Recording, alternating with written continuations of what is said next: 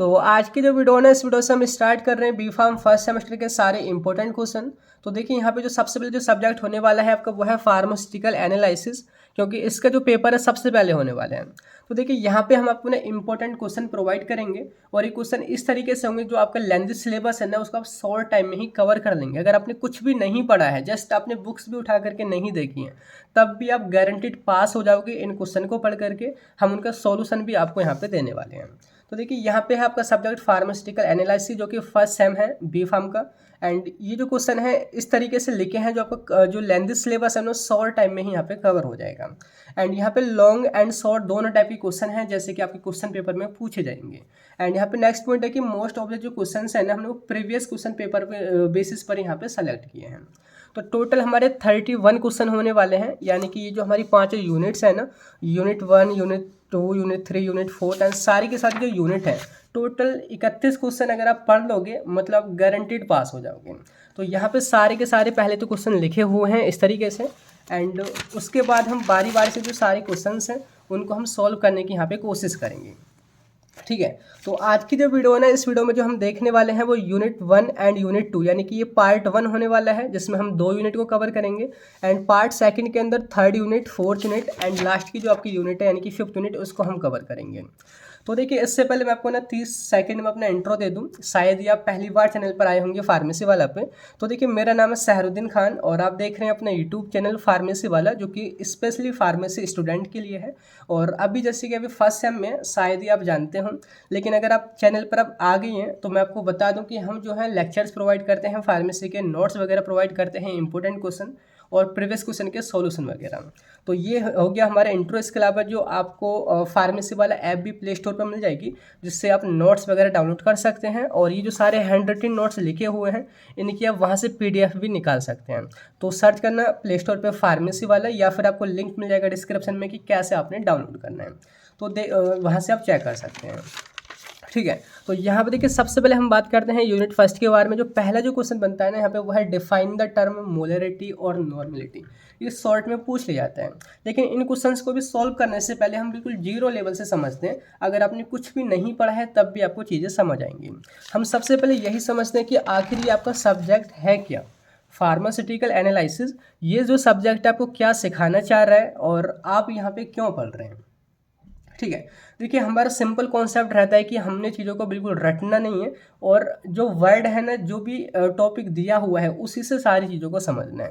तो हमारे सामने टर्म है फार्मास्यूटिकल एनालिसिस, और मैं बिल्कुल आपको ना हिंदी में समझाऊंगा क्योंकि मैं खुद हिंदी मीडियम से हूँ और जब मैं फर्स्ट सेम में था मेरे को बहुत दिक्कत आई थी इंग्लिश को समझने में।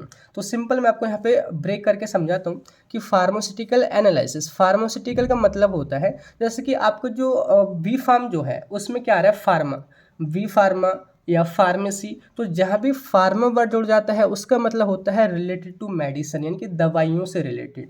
तो फार्मास्यूटिकल का मतलब क्या हो गया, रिलेटेड टू ड्रग और मेडिसिन।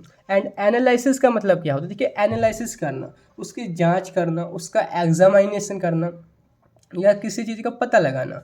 तो एनालिसिस का मतलब है डिटेल्ड एग्जामिनेशन ऑफ समथिंग, किसी भी चीज़ की जांच करना, उसको परखना, वही आपका एनालिसिस कहा जाता है।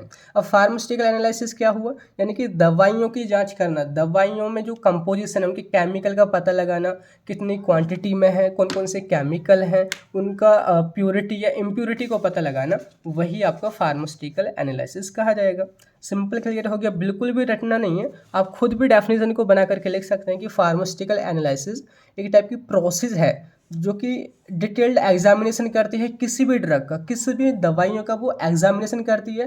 क्या पता लगाने के लिए, देयर कंपोजिशन, कि वो दवाई हमारी कैसे बनी हुई है, कौन कौन से केमिकल हैं, वो प्योर है या नहीं है, यानी कि उनकी प्योरिटी पता करती है, उनकी क्वालिटी पता करती है, उनकी क्वांटिटी पता करती है, मतलब कि जो भी मेडिसिन है उसमें कितने केमिकल हैं उनकी क्वांटिटी भी पता करती है। एंड लास्ट में स्टेबिलिटी, कि हमारी ड्रग स्टेबल है, वो स्थायी है, वो मतलब टिक पाएगी लंबे टाइम तक या फिर नहीं। तो ये जो है आपकी टर्म है फार्मास्यूटिकल एनालिसिस। ठीक है, अब ये जो सब्जेक्ट है ना फार्मास्यूटिकल एनालिसिस, इसको आप यहाँ पे पढ़ क्यों रहे हैं। देखो, अभी आपका फर्स्ट सेम है, मतलब कि जीरो लेवल है फार्मेसी के अंदर। अभी आप आगे सब्जेक्ट जो पढ़ोगे ना, वहाँ पे थोड़ा मेडिसिन्स के बारे में समझोगे, मेडिसिन्स के बनाने के बारे में, और अच्छे तरीके से और भी अपग्रेड होता रहेगा आपका टाइम टू टाइम। तो यहाँ पे जो सब्जेक्ट है बेसिक आपको ये समझाने की कोशिश करेगा कि जो भी आप मेडिसिन बनाते हैं, उनको मेडिसिन्स को बनाने से पहले कुछ चीज़ें आपने चेक करनी होती हैं। जैसे हम रोटी बनाते हैं, रोटी बनाने के लिए आपको आटा चाहिए होता है, गेहूँ चाहिए होते हैं। तो हमें गेहूँ की चेक करना होता है कि हमारी जो रोटी है वो लास्ट में जाके अच्छी बने, या बोले तो नमक को चेक करना होता है, या बोले तो जो भी हमारे रॉ मटेरियल हैं उनको चेक करना, उनकी एनालिसिस करना, उनको पता लगाना, उनको वेरीफाई करना, तब जाके आपका क्वालिटी प्रोडक्ट बने। मतलब कि देखो, मेडिसिन ना बहुत ज़्यादा सेंसिटिव चीज़ें हो जाती हैं। अगर आप दवाई खा रहे हो, वो आपकी बॉडी में असर तो करेगी, अच्छा भी करती है, लेकिन कई बार बहुत अगर बुरा कर देती है तो डेंजरस भी हो जाती है। तो उसी वजह से हम फार्मास्यूटिकल एनालिसिस सब्जेक्ट को यहाँ पे ऐड कर रहे हैं कि हम किसी भी सैंपल की चेकिंग कर सकें, जांच कर सकें कि वो कैसा है, उसमें क्या क्या केमिकल है, वो कैसे बना हुआ है। क्लियर हो गया? ये आपका सिंपल इंट्रो है फार्मास्यूटिकल एनालिसिस का। अब देखिए, दूसरे टर्म में अगर मैं आपको समझाऊँ, देखो मैंने ना देखिए यहाँ पे इस तरीके से इमेज भी ऐड करे हैं कि ये आप समझ रहे हो, ये कोई भी आपके जैसा फार्मासिस्ट ही होगा जो यहाँ पे केमिकल्स की स्टडी कर रहा है या उसकी एनालिसिस कर रहा है। ये आपका कहा जाएगा फार्मास्यूटिकल एनालिसिस, दवाइयों की जांच करना। एनालिसिस जो टर्म है, ये कई अलग अलग फील्ड में यूज़ की जाती है। आप किसी भी फील्ड में, जैसे कि अगर आप पढ़ाई करने वाले, तो पढ़ाई करने से पहले आपने चेक किया होगा कि मैंने वी फार्मेसी में एडमिशन लेना है। आपने एनालिसिस की होगी कि मैं पीसीबी साइड से हूँ या फिर पीसीएम से हूँ, मेरे लिए क्या बेटर ऑप्शन होंगे। तो आगे काम करने से पहले एनालिसिस की जाती है। तो एनालिसिस का मतलब है कि जांच करना, एग्जामिनेशन करना कि क्या चीज़ हमारे लिए फ़ायदेमंद है, किससे नुकसान हो सकता है। क्लियर हो गया? तो यहाँ पे अगर मैं दूसरे टर्म में बोलूँ, ये दूसरी डेफिनेशन आप लिख सकते हैं कि qualitative and quantitative analysis of drug called pharmaceutical analysis. ये अभी जस्ट आपको समझ नहीं आएगी, मैं अब आपको क्लियर कर दूंगा, जस्ट 2-3 मिनट का वेट कीजिए।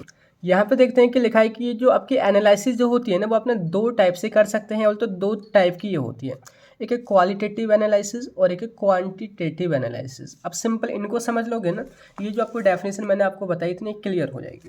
तो देखो, मैंने बहुत ईजी तरीके से यहाँ पे समझाने की कोशिश करी है कि क्वालिटेटिव एनालिसिस का मतलब क्या। एनालिसिस आपको समझ आ गया ना कि किसी भी चीज़ को चेक करना। क्वालिटेटिव यानी कि किसी भी प्रोडक्ट की क्वालिटी को चेक करना, या तो क्वालिटी पे फोकस रखना। क्वालिटी के अंदर 3 टर्म आ जाती हैं, 3 चीज़ें, कि वो प्योर है या फिर नहीं है, वो इफ़ेक्टिव है या फिर नहीं है, वो सेफ़ है या फिर नहीं है। जस्ट सैम्पल से समझो, एक एग्जाम्पल आपके सामने, ये जस्ट एक डिश है जिसमें आपके फ्रूट्स रखे हुए हैं। ये एक टाइप का ना सैंपल आप समझो कि जिसमें केमिकल कई सारे हैं। अब मैं आपसे कहूँ कि इसकी आप एनालिसिस करो कि इसमें कौन कौन से केमिकल हैं। अगर हम इसके रेस्पेक्ट में बोले तो मैं आपसे बोलूँगा कि आप चेक करो कि इस डिश में कौन कौन से फ्रूट्स रखे हुए हैं।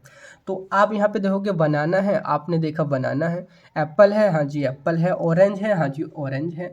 अब इसमें उसकी क्वालिटी आपने चेक करनी है, क्या बनाना पका है, क्या बनाना सड़ा हुआ तो नहीं है, क्या यहाँ पे जो सेब है वो कच्चे तो नहीं है। तो जब हम किसी भी एनालिसिस में जो भी आपका सैंपल होगा उसकी क्वालिटी पे फोकस करते हैं कि वो कैसा है, वो सेफ़ है, प्योर है या फिर नहीं है, वो एनालिसिस आपकी क्वालिटेटिव एनालिसिस कही जाती है। क्लियर हुआ? बिल्कुल रटना नहीं है, जस्ट ये एज्यूम करो। It is the process of identification of particular substance in the sample without measuring it's quantity. यहाँ पे हम उसकी क्वांटिटी नहीं मेज़र करते, उसका अमाउंट नहीं देखते कि केला कितने हैं, सेब कितने हैं, संतरा कितने हैं, नहीं। हम बस ये देखते हैं कि वो है या नहीं है। अगर वो हैं तो वो कैसे हैं, अच्छे हैं, बुरे हैं, सेफ़ हैं या सड़े हुए हैं।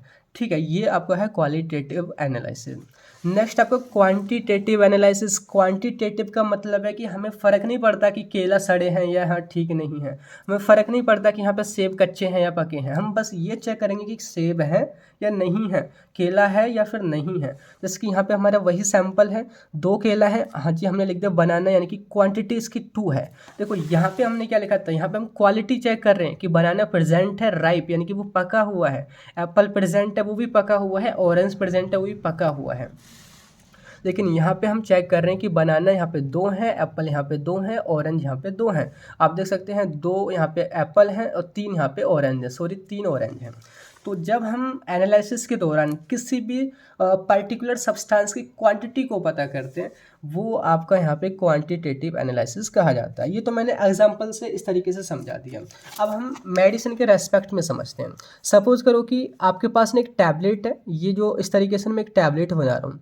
पैरास्टामोल नेम सुना है? अगर बहुत से स्टूडेंट को ये भी नहीं पता हो कि पैरास्टामोल क्या होती है, ये सबसे बेसिक एक मेडिसिन है जो कि हम हमेशा खाते रहते हैं जब भी आपको फीवर होता है। पैरास्टामोल, डोलो, कैलबोल के नेम्स आती हैं। जब आप इसको डिज़ोल्व करोगे वाटर में सपोज करो आपने डिज़ोल्व कर दिया। अब मैं आपसे कहूँ कि इसमें पैरास्टामोल कितने mg में है, अगर मैं ये कहूँ कि इसमें पैरास्टामोल कितने mg में है, अगर आप mg पता करोगे, उसकी क्वांटिटी पता करोगे कि भाई वो 500 mg में है, वो 400 mg में है, तो ये कहा जाएगा आपका क्वांटिटेटिव एनालिसिस। अगर मैं आपसे सैंपल आपके पीछे घोल के दे दूँ, मतलब आपके सामने नहीं घोलूँ, और अब मैं आपसे कहूँ कि इसमें पता लगाओ कि पैरास्टामोल है कि या नहीं है, यानी कि केवल आप पता लगाना, ये नहीं पता लगाना कि वो कितना प्रेजेंट है, तो ये आपको क्या कहा जाएगा? Qualitative analysis. क्लियर हुआ? अभी जस्ट आपने ना इंट्रो देखा है कि क्यों ज़रूरी है फार्मास्यूटिकल एनालिसिस, वो है क्या, उसके डेफिनेशन, उसके टाइप वगैरह। अब इसको हम, ये दो ब्रांच है एनालिसिस की, क्वालिटी पता करना और क्वांटिटी को पता करना। अब इन्हीं को जोड़ के हमने एक डेफिनेशन बना दी थी कि qualitative and quantitative analysis of drug called pharmaceutical analysis. Clear हो गया? अब देखिए हमारी यूनिट फर्स्ट को स्टार्ट करते हैं। यहाँ पे अलग अलग टॉपिक दे रखे हैं। अब इन टॉपिक से कौन कौन से इंपॉर्टेंट क्वेश्चन बनते हैं उनका हम सॉल्यूशन बारी बारी से देखते हैं। एंड यहाँ पे जो नोट्स लिखे हुए हैं इनको आप बिल्कुल डाउनलोड कर सकते हैं, फार्मेसी वाला। आप पहली बार सुन रहे हो नेम को तो अब याद रख लो, हमेशा मैं आपके साथ रहूँगा शुरू से लेकर लास्ट सेमेस्टर तक। और हमारे पिछले जो वीडियो ना, मतलब आगे सेमेस्टर्स में मतलब कि पढ़े हुए हैं, मतलब अपलोड हैं। फर्स्ट सेम का कुछ कंटेंट अवेलेबल नहीं था तो स्टूडेंट जानते भी नहीं है फर्स्ट सेमेस्टर वाले, तो आप जान लो। फार्मेसी वाला PW आप सर्च कर सकते हैं प्ले स्टोर पे, ऐप को डाउनलोड करो, वहाँ से आप नोट्स डाउनलोड कर सकते हैं और वीडियो आपको मिल जाएगी कि आपने कैसे डाउनलोड करना है, डिस्क्रिप्शन में चेक कर लेना। तो पहला क्वेश्चन बनता है ना यूनिट फर्स्ट, वो है डिफाइन द टर्म नॉर्मेलिटी और मोलरिटी। देखो मैंने यहाँ पे हिंदी भी फोकस करके चलूँगा, क्योंकि जब मैं स्टूडेंट था फर्स्ट सेम में, मेरे को इतनी दिक्कत थी हिंदी में, यकीन माने मैं यूपी बोर्ड से पढ़कर आया हूँ, इतनी ज़्यादा दिक्कत थी मेरे को, सिंपल टर्म समझ नहीं आती थी। तो मैं हिंदी में भी यहाँ पे बता के चलूँगा क्योंकि मेरे जैसे बहुत सारे स्टूडेंट होंगे। तो पहले यहाँ पे पूछा क्या, देखो नॉर्मलिटी और मोलरिटी को ना आपने डिफाइन करना है, 2 मार्क्स में क्वेश्चन आ जाता है।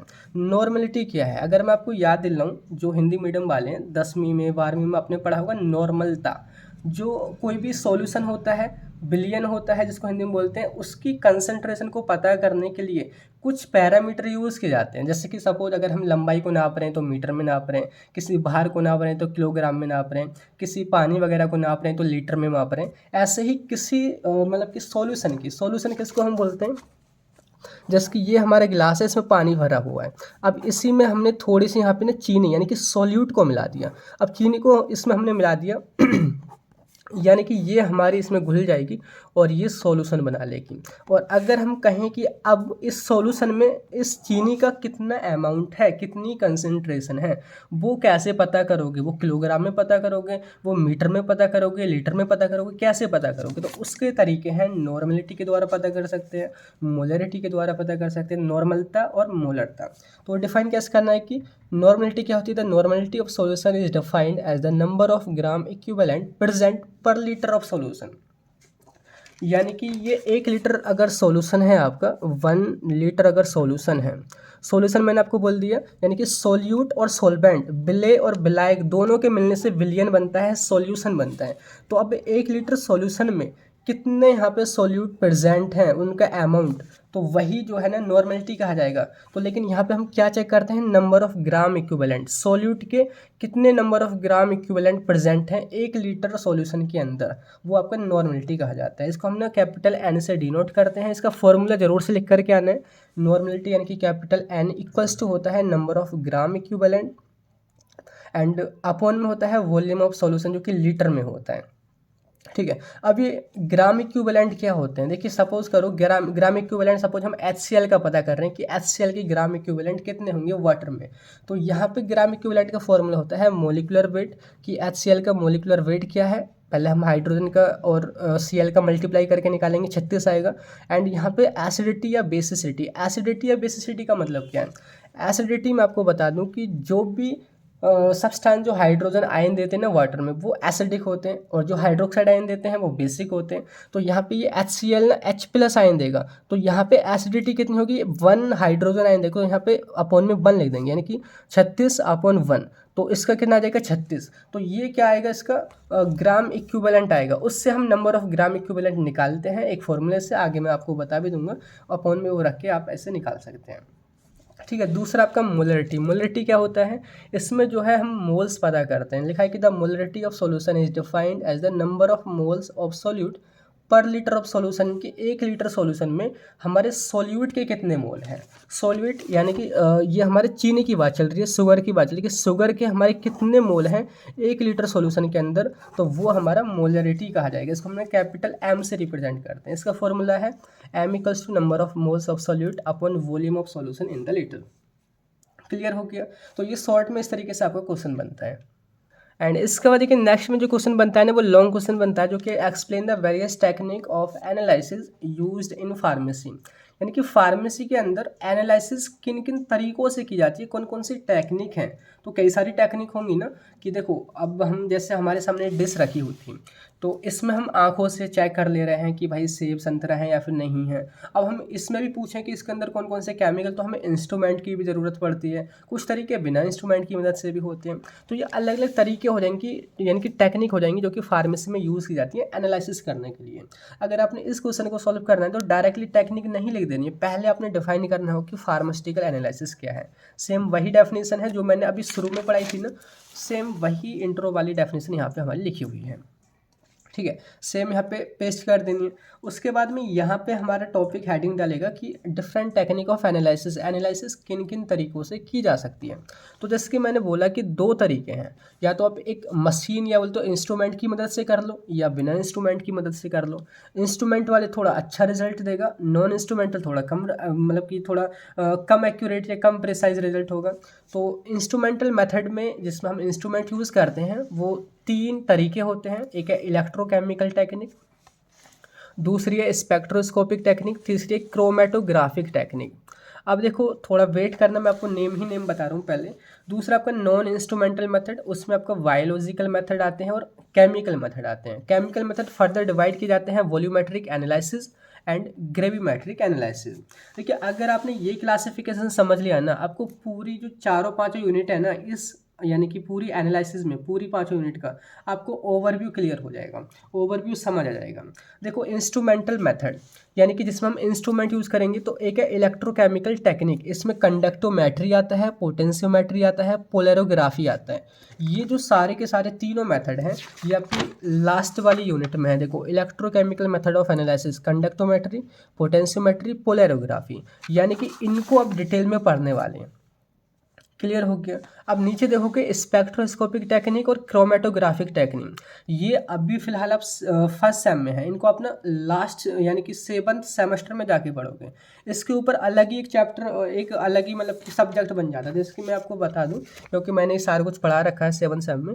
ये आपका सब्जेक्ट है इंस्ट्रूमेंटल मेथड ऑफ एनालिसिस, यानी कि एनालिसिस करने के इंस्ट्रूमेंट वाले मेथड। देखो हमने किस में डिवाइड करा है, इंस्ट्रूमेंटल मेथड। अब इसमें कौन कौन से तरीके आ रहे हैं, स्पेक्ट्रोस्कोपिक टेक्निक और क्रोमेटोग्राफिक टेक्निक। इसको हम स्पेक्ट्रोस्कोपी कहते हैं, इसको हम क्रोमेटोग्राफी कहते हैं। देखो यहाँ पे देखो कि यूवी विजिबल स्पेक्ट्रोस्कोपी, और इधर IR स्पेक्ट्रोस्कोपी, फ्लेम फोटोमेट्री और एब्जॉर्प्शन स्पेक्ट्रोस्कोपी। तो ये जो है सारी की सारी स्पेक्ट्रोस्कोपी हैं। देखो वही एग्जांपल है, UV visible spectroscopy, infrared, fluorimetry, mass spectroscopy. ऐसे ही नीचे आप देखोगे यहाँ पे क्रोमेटोग्राफी आपने डिटेल में 7th सेम में पढ़नी है। जस्ट मैं आपको समझाने की कोशिश कर रहा हूँ कि बाद की चीज़ें हैं। जैसे कि यहाँ पे देखो TLC है, ये थिन लेयर क्रोमेटोग्राफी, यहाँ पे गैस क्रोमेटोग्राफी, यहाँ पे HPLC है, high performance liquid chromatography. Simple वही एग्जांपल लिखे हुए हैं कि देखो paper chromatography, TLC, HPLC, gas chromatography, column chromatography. तो इनको आप पढ़ोगे 7th सेम में। अब इधर आते हैं नॉन इंस्ट्रूमेंटल में, यहाँ पे बायोलॉजिकल मेथड जो है ना, इनको ना 5th सेमेस्टर में जाके पढ़ोगे। ठीक है, एंड ये जो केमिकल मेथड है, इसमें जो दोनों के दोनों वो अभी आप फिलहाल इसी सेम में पढ़ने वाले हैं, जिसकी acid base titration, redox titration, complexometric titration, precipitation titration. जैसे कि मैं आपको सिंपल यहाँ पे दिखा दूँ, acid base titration, precipitation titration, complexometric titration, redox titration. अब बच्चा आपका ग्रेविमेट्रिक एनालिसिस, ये आपका अलग आता है ग्रेविमेट्री।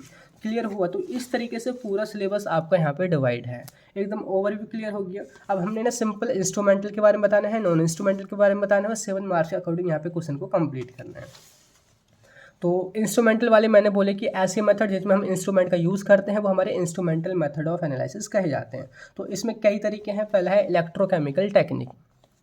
देखो, इलेक्ट्रो का मतलब होता है इलेक्ट्रिसिटी, जिसमें हम इलेक्ट्रिसिटी का यूज़ करके यानी कि करंट का यूज़ करके पता लगाएंगे अननोन कंसंट्रेशन ऑफ सैंपल। या बोल तो किसी सैंपल के एनालिसिस यहाँ पे हम ना बिजली की मदद से, किसी बोल्ट की मदद से, या कंडक्शन या बोल तो करंट की मदद से पता लगाएंगे। तो लिखा है कि electrochemical technique are those method in which electrical signals are used to measure and analyse the substance in sample. इसका एग्जाम्पल है कंडक्टोमेट्री, पोटेंशियोमेट्री, पोलैरोग्राफी, जो कि अब 5th यूनिट में सारे तीनों के बारे में यहाँ पे पढ़ने वाले हैं। यहाँ पे उसी इंस्ट्रूमेंट की इमेज मैंने लगा दी है, और इन्हीं ये जो इंस्ट्रूमेंट हैं तो इसी की वजह से ये जो पूरी कैटेगरी वो इंस्ट्रूमेंटल मेथड के अंदर आ रही है। ये हमारा कंडक्टोमीटर है, ये हमारा पोटेंशियोमीटर है। यहाँ पे हम पोटेंशियल डिफरेंस की मदद से पता लगाते हैं किसी भी सैंपल की कंसंट्रेशन को, और यहाँ पे हम कंडक्टोमीटर में करंट के बेसिस पर। तो ये क्या कहे जाएंगे? Electrochemical technique. ठीक है। तो दूसरा जो तरीका है वो है स्पेक्ट्रोस्कोपिक टेक्निक, जिसको हमने स्पेक्ट्रोस्कोपी बोलते हैं, जो आप 7 सेम में डिटेल में पढ़ोगे। सिंपल यहाँ पे आपने लिखना तो होगा ना, क्वेश्चन आता है तो देखिए बहुत ही सिंपल से समझते हैं। स्पेक्ट्रोस्कोपी वर्ड को ब्रेक कर दो, स्पेक्ट्रो प्लस स्कोपी। स्पेक्ट्रो जो वर्ड है वो है स्पेक्ट्रम से। स्पेक्ट्रम आपने थोड़ा बहुत पढ़ा है, जो विबग्योर जो बनता है, विबग्योर लाइट वाला स्पेक्ट्रम। तो स्पेक्ट्रो का मतलब है लाइट, स्कोपी का मतलब होता है डिटरमाइन करना, पता लगाना, या टू सी का मतलब है कि उसको देखना। यानी कि स्पेक्ट्रोस्कोपी एक हमारी एनालिसिस का मेथड है, एक तरीका है। लिखा है कि spectroscopy is the method of analysis in which we analyse unknown sample, कि इसमें हम किसी भी सैंपल या बोलते ड्रग का पता लगाते हैं किसकी मदद से? लाइट की मदद से। यहाँ पे जो वर्ड आ रहा है ना स्पेक्ट्रम, यानी कि लाइट, या लाइट की मदद से पता लगाते हैं, डिटरमाइन करते हैं। अब आप कहो कि लाइट की मदद से भला कैसे पता कर सकते हैं कि इस सैंपल में कौन सी ड्रग कितने अमाउंट में है? तो इसको हम पता कर सकते हैं। देखो सिंपल समझो कि यहाँ पे आप देखो, ये कोई आपका एक गिलास है, जिसकी मैं अलग समझा देता हूँ। मैं आपको यहाँ बताता हूँ कि सपोज़ करो ये आपका ना कांच का गिलास है। कांच के गिलास में आपने यहाँ पे वाटर भर दिया। ये दूसरा है, ये भी कांच का ही गिलास है। इसमें पानी है, पानी के साथ साथ आपने इसमें ना मिट्टी मिला दी है। इसको मैंने दूसरे कलर से यहाँ पे आपको दिखा देता हूँ। मैंने यहाँ पे मिट्टी भी मिला दी है। अब मैं आपसे कहूँ कि आप एक टॉर्च लो, और टॉर्च मैं इस तरीके से यहाँ पे बना देता हूँ। ये आप टॉर्च लो और यहाँ पे लाइट मारो। अब आप बताओ कि टॉर्च किस में से जल्दी पार हो जाएगी? ऑब्वियस सी बात है, जो यहाँ पे केवल पानी भरा हुआ है, पानी से जल्दी आर पार हो जाएगी। और जब टॉर्च या तो प्रकाश, आपकी जो लाइट है, जब वो इस मिट्टी वाले पोर्शन पे जाएगा, इस मिट्टी वाले गिलास पे जाएगा, तो कुछ अमाउंट जो है इन पार्टिकल्स के द्वारा ना अवशोषित कर लिया जाएगा, रोक लिया जाएगा, एब्जॉर्ब कर लिया जाएगा। तो उसी के बेसिस पे कि कितना यहाँ पे लाइट का एब्जॉर्प्शन हुआ है इन पार्टिकल के द्वारा, हम ये पता कर सकते हैं कि इसमें कितनी क्वांटिटी में आपका जो है सैंपल अवेलेबल है, या कितनी क्वांटिटी में ड्रग अवेलेबल है। अब इसके लिए ना बहुत एडवांस टेक्निक की हमारी मशीनें अभी उपलब्ध हैं, जिनको आप 7 सेम में पढ़ोगे। सिंपल समझो कि यहाँ पे एनालिसिस बस लाइट की मदद से की जाती है, जैसे कि मैंने यहाँ पे दिखा रखा है। एग्जाम्पल इसका आता है जैसे कि यूवी विजिबल स्पेक्ट्रोस्कोपी एक अलग टेक्निक होगी, IR स्पेक्ट्रोस्कोपी एक अलग टेक्निक होगी, फ्लोरीमेट्रिक अलग होगी। इसका सिंपल बेसिक कॉन्सेप्ट इस तरीके से होता है। यहाँ पे लाइट का सोर्स होता है और एक प्रिज्म लगा होता है। यहाँ पे सैंपल हमारा भरा जाता है। यहाँ पे डिटेक्टर होता है, जो कि एक मशीन जो कि डिटेक्ट करती है कि कितना यहाँ पे एब्जॉर्प्शन हुआ है लाइट का। यहाँ पे लाइट हमारी भेजी जाती है, और प्रिज्म के द्वारा स्पेसिफिक रेंज, यानी कि विबग्योर जो बनता है उसमें अलग अलग तरीके के कलर की लाइट होती है। तो एक स्पेसिफिक कलर की लाइट ही सैंपल से होकर गुजरती है, उसके बाद वो एब्जॉर्ब होती है। एब्जॉर्ब होने से अब हमको पता चलता है कि कितना एब्जॉर्प्शन हुआ है, वो डिटेक्टर में यहाँ पे पता लगा लेता है। तो यहाँ पे हम लाइट की मदद से पता कर रहे हैं। नेक्स्ट तरीका वो है क्रोमेटोग्राफिक टेक्निक। वर्ड को सिंपल ब्रेक कर दो, chromatographic. Chromato plus graphy. Chromato का मतलब होता है कलर, ग्राफी का मतलब होता है टू राइट, उसको लिखना या रिकॉर्ड करना या डिटरमाइन करना। जैसे कि वीडियोग्राफी, वीडियो रिकॉर्ड करना, फोटोग्राफी, फोटो रिकॉर्ड करना, फोटो क्लिक करना, उसको डिटरमाइन करना। तो यहाँ पे वही वर्ड है कि यहाँ पे हमने कलर की मदद से किसी भी सैंपल की एनालिसिस करेंगे। ये जो है लाइट की मदद से हो रहा था, ये जो है कलर की मदद से हो रहा है। सिंपल समझो, सपोज मैं आपसे बोलूँ कि ये जो है ना यहाँ पे इस तरीके से कोई ये आपका प्लांट है, ठीक है। इस तरीके से मैं आपको बना देता हूँ, ये आपका प्लांट है और इसके ना पत्ते लगे हुए हैं, हरे पत्ते हैं। आप इस पत्ते को तोड़ो और इस पत्ते में बताओ कि कौन कौन सा केमिकल है और वो कितने अमाउंट में है। अब आप कहो कि भाई ये पत्ता तो हरा है, इसमें से हम कैसे पता कर लें कि भाई कैसे सेपरेट कर दें सारी चीज़ों को। जब हमारा दिमाग यहाँ पे काम करना बंद कर देता है ना कि कैसे पता करेंगे कौन सा केमिकल इसमें कितने अमाउंट में प्रेजेंट है, तो वहीं पर आती है क्रोमेटोग्राफी प्रोसेस। इसमें क्या होता है, सपोज करो कि आपका सैंपल है, ये वही पत्ता है, यहाँ पे फिलहाल मैंने ब्लू कलर में दिखा दिया है। आप जस्ट समझो कि कोई सैंपल है जिसमें कई सारे केमिकल हैं। इसमें छोटे छोटे केमिकल हैं जो मैंने ऐसे दिखा रखे हैं, एक बड़ा केमिकल है इस तरीके से दिखा रहा है, एक चौकोर टाइप के दिखा रखा है। सभी को केवल हमें एक ही कलर नज़र आ रहा है, मतलब कि हरा हरा रंग यहाँ पे हमको पत्ता नज़र आ रहा है।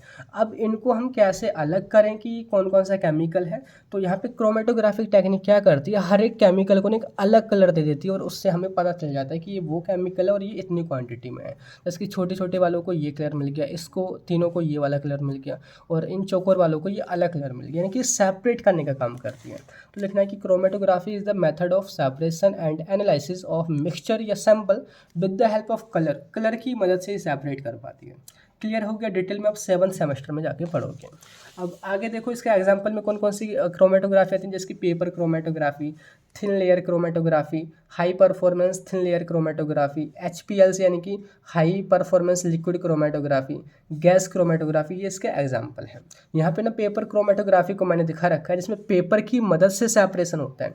ये पेपर जो है एक टाइप का स्पेशल टाइप का पेपर होता है, इसको हमने यहाँ पे एक सॉल्वेंट में डिजोल्व करते हैं और उसी के ऊपर ना यहाँ पे सैंपल लगाया जाता है पेपर के ऊपर की, जिसको आपने सेपरेट करना है। तो उसमें ना अलग अलग कलर शो होने लगे, जैसे कि येलो, रेड, यहाँ पे ऑरेंज टाइप सा, ग्रीन, ये इस तरीके से अलग अलग कलर से हम पता कर लेते हैं कि कौन सा यहाँ पे केमिकल है। और ये जो केमिकल है वो हमारा ना फार्माकोपिया में अलग कलर के रूप में लिखा रहता है, उससे हम चेक करते हैं कि ये वाला कलर जो है उस केमिकल की वजह से आता है। तो थोड़ा ये ब्रॉड कॉन्सेप्ट हो जाएगा, अभी आप थोड़े जीरो लेवल पे ये थोड़ा इतनी चीज़ों को समझो।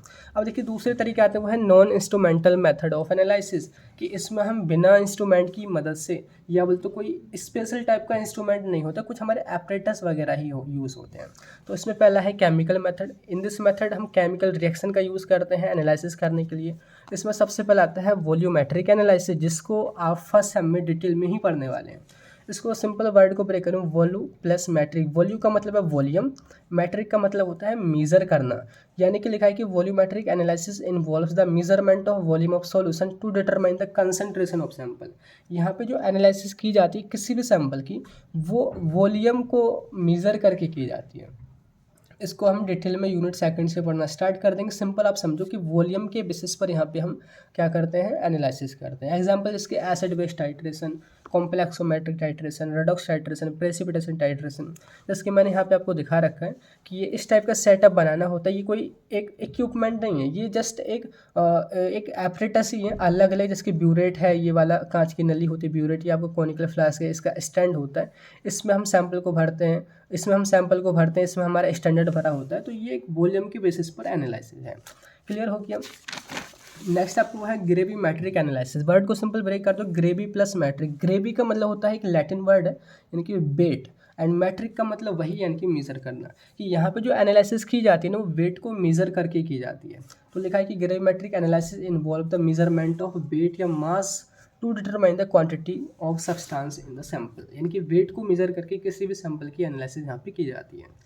लास्ट में है biological method of analysis. Biological, bio word जहाँ भी जुड़ जाता है ना, कि जीव जंतु से रिलेटेड, कि यहाँ पे जो एनालिसिस की जाएगी ना, वो हमारा जो सैंपल है वो डायरेक्टली किसी एनिमल के अंदर या लिविंग ऑर्गेनिज्म के अंदर वो इंजेक्ट कर दिया जाएगा, तब उसका हम इफेक्ट चेक करेंगे, तब उसकी क्वालिटी या क्वांटिटी को हम पता करेंगे।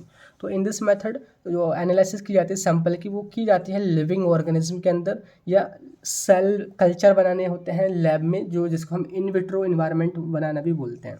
जिसके यहाँ पे मैंने दिखा रखा है बायोएसी मेथड होता है, जिसको हमने 5th सेम में डिटेल में पढ़ोगे। एक सब्जेक्ट है फार्माकोलॉजी। तो यहाँ पे ना जो ये इंजेक्शन जो इंजेक्ट कर रही है ना इस खरगोश के अंदर, तो अब इस खरगोश के अंदर ना इसी मेडिसिन की ना एफिकेसी चेक कर रही है कि वो इफेक्टिव है या फिर नहीं है, वो सेफ है या फिर नहीं है, उसका असर कितना आ रहा है। तो ये भी एक एनालिसिस ही कही जाती है। क्लियर हो गया। तो इस तरीके से आपके सारे मेथड कवर हो गए। यहाँ पे हम एनिमल में करते हैं, इस मेथड में वेट की मदद से पता करते हैं, एनालिसिस करते हैं। यहाँ पे हम वॉल्यूम की मदद से एनालिसिस करते हैं। और यहाँ पे जो हमारा ये क्रोमेटोग्राफी जो होता है, यहाँ पे हम कलर की मदद से करते हैं। इसमें आपका स्पेक्ट्रोस्कोपी में करते हैं हम यहाँ पे लाइट की मदद से, और इलेक्ट्रोकेमिकल में हम करते हैं इलेक्ट्रिसिटी की मदद से। क्लियर हो गया सारे मेथड जो यूज़ किए जाते हैं किसमें, एनालिसिस में। अब हमारा नेक्स्ट क्वेश्चन यहाँ पे स्टार्ट होता है, जो कि है explain the various method of expressing concentration in detail. जो फर्स्ट क्वेश्चन में आपने मोलरिटी और नॉर्मलिटी पढ़ा था ना, कि किसी भी सॉल्यूशन की कंसंट्रेशन को एक्सप्रेस करने के तरीके आपने बताने हैं, कि आपका जो सॉल्यूशन है उसकी जो कंसंट्रेशन है आप मीटर में एक्सप्रेस करोगे, किलोग्राम में, लीटर में, मतलब जस्ट मैं एग्जांपल बता रहा हूँ, वो अलग अलग यूनिट्स होगी। तो उन्हीं को एक्सप्रेस करने के सारे तरीके बताने, इसकी नॉर्मलिटी यानी कि नॉर्मलता, मोलरिटी यानी कि मोलरता, और मोललिटी यानी कि मोललता। तो ये सभी के बारे में हम यहाँ पे समझेंगे। तो पहले हम समझते हैं कि कंसंट्रेशन क्या है। देखिए कंसंट्रेशन मैंने यहाँ पे दिखा रखा है, कोई आपका सॉल्यूट है, सब कुछ चीनी समझो, चीनी को अपने पानी यानी कि सॉल्वेंट में मिलाया और उसका घोल बन के चीनी का सॉल्यूशन यहाँ पे बन गया। अब हम कहें कि ये जो सॉल्यूट है, जो हमने चीनी मिलाई, अब इस सॉल्यूशन में उसका कितना अमाउंट है, तो वही ना उसकी कंसंट्रेशन कही जाती है। Concentration equals to solute upon solution. ठीक है, डिफाइन करोगे कि concentration is defined as the amount of solute present in given solution. एक सॉल्यूशन में कितने अमाउंट ऑफ सॉल्यूट प्रेजेंट है, वही कंसंट्रेशन कही जाती है। और उसको पता करने के या उसको एक्सप्रेस करने के कई सारे तरीके हैं, वही कहे जाते हैं मेथड ऑफ एक्सप्रेसिंग कंसंट्रेशन। यहाँ पे जो सारे तरीके जैसे कि मैंने लिख रखे हैं, नॉर्मलिटी यानी कि नॉर्मलता, मोलरिटी यानी कि मोललता, molality, formality, percentage by wait जिसको हम वेट बाई वेट परसेंटेज भी बोलते हैं, percentage by volume, percentage wait in volume, mole fraction and parts पर मिलियन, पीपीएम। ये आपका लॉन्ग क्वेश्चन 10 मार्क्स में आता है, बहुत इंपॉर्टेंट है और इसको हम यहाँ पे कवर करते हैं। लेकिन नॉर्मलिटी मैंने आपको बता दिया था, आई होप आपको क्लियर हो गया होगा क्वेश्चन नंबर 1 में, मैंने यहाँ पे दोबारा बताने की ज़रूरत नहीं है। आई होप सेम आप यहाँ से लिख सकते हैं।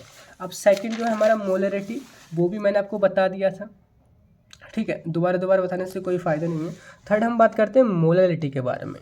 Molarity is defined as number of moles of solute present per kilogram of solvent, यानी कि 1 किलोग्राम सॉल्वेंट में या पर किलोग्राम सॉल्वेंट में कितने नंबर ऑफ सॉल्यूट या number of moles of solute present हैं, तो वो उसकी ना मोलरिटी कही जाती है। यहाँ स्मॉल m से रिप्रेजेंट करते हैं।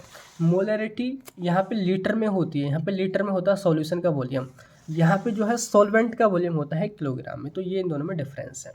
नेक्स्ट हमारे वो है फॉर्मेलिटी। फॉर्मेलिटी एक ये भी तरीका है, ये स्पेशली आयोनिक कंपाउंड के लिए होता है। आयोनिक कंपाउंड यानी कि जिस पे आयन होते हैं, जैसे कि Na+, Cl-, OH-, तो इन पर आयन्स हैं, तो उनकी कंसंट्रेशन को एक्सप्रेस करने के लिए ना इस तरीके का यूज़ करते हैं। तो formality is defined as the number of gram formula weight of solute present per litre of solution, यानी कि 1 लीटर दिए हुए सॉल्यूशन में कितने number of formula weight of solute present है। अभी फॉर्मूला वेट का मतलब क्या है, फॉर्मूला वेट बोले तो नॉर्मली जो मोलिकुलर वेट होता है वो, तो ये किसके लिए यूज़ होता है, आयोनिक कंपाउंड के लिए।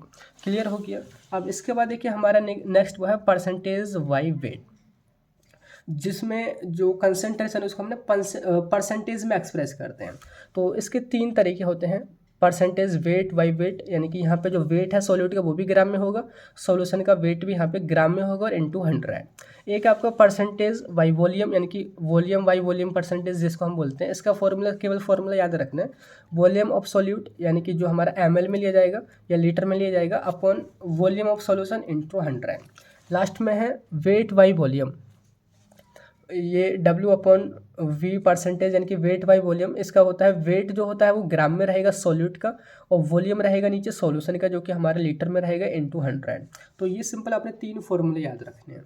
नेक्स्ट आपका मोल फ्रैक्शन। मोल फ्रैक्शन का मतलब क्या है, देखो डेफिनेशन पढ़ो कि mole fraction is defined as the ratio of moles of the solute to total moles of solution, यानी कि जो भी सॉल्यूशन है, जो दिया हुआ सॉल्यूशन है, सपोज करो जैसे मैंने यहाँ पर आपको दिखाया था, ये आपका सॉल्यूशन है, तो इसमें पूरे सॉल्यूशन में कितने सॉल्यूट के मोल हैं वो अपॉन टोटल सॉल्यूशन के कितने मोल हैं, यानी कि x equals to, mole fraction को x रिप्रेजेंट करते हैं, x equals to moles of solute, solute के कितने मोल हैं अपॉन सॉल्यूशन के टोटल कितने मोल हैं, वो रेशियो आपका मोल फ्रैक्शन कहा जाता है।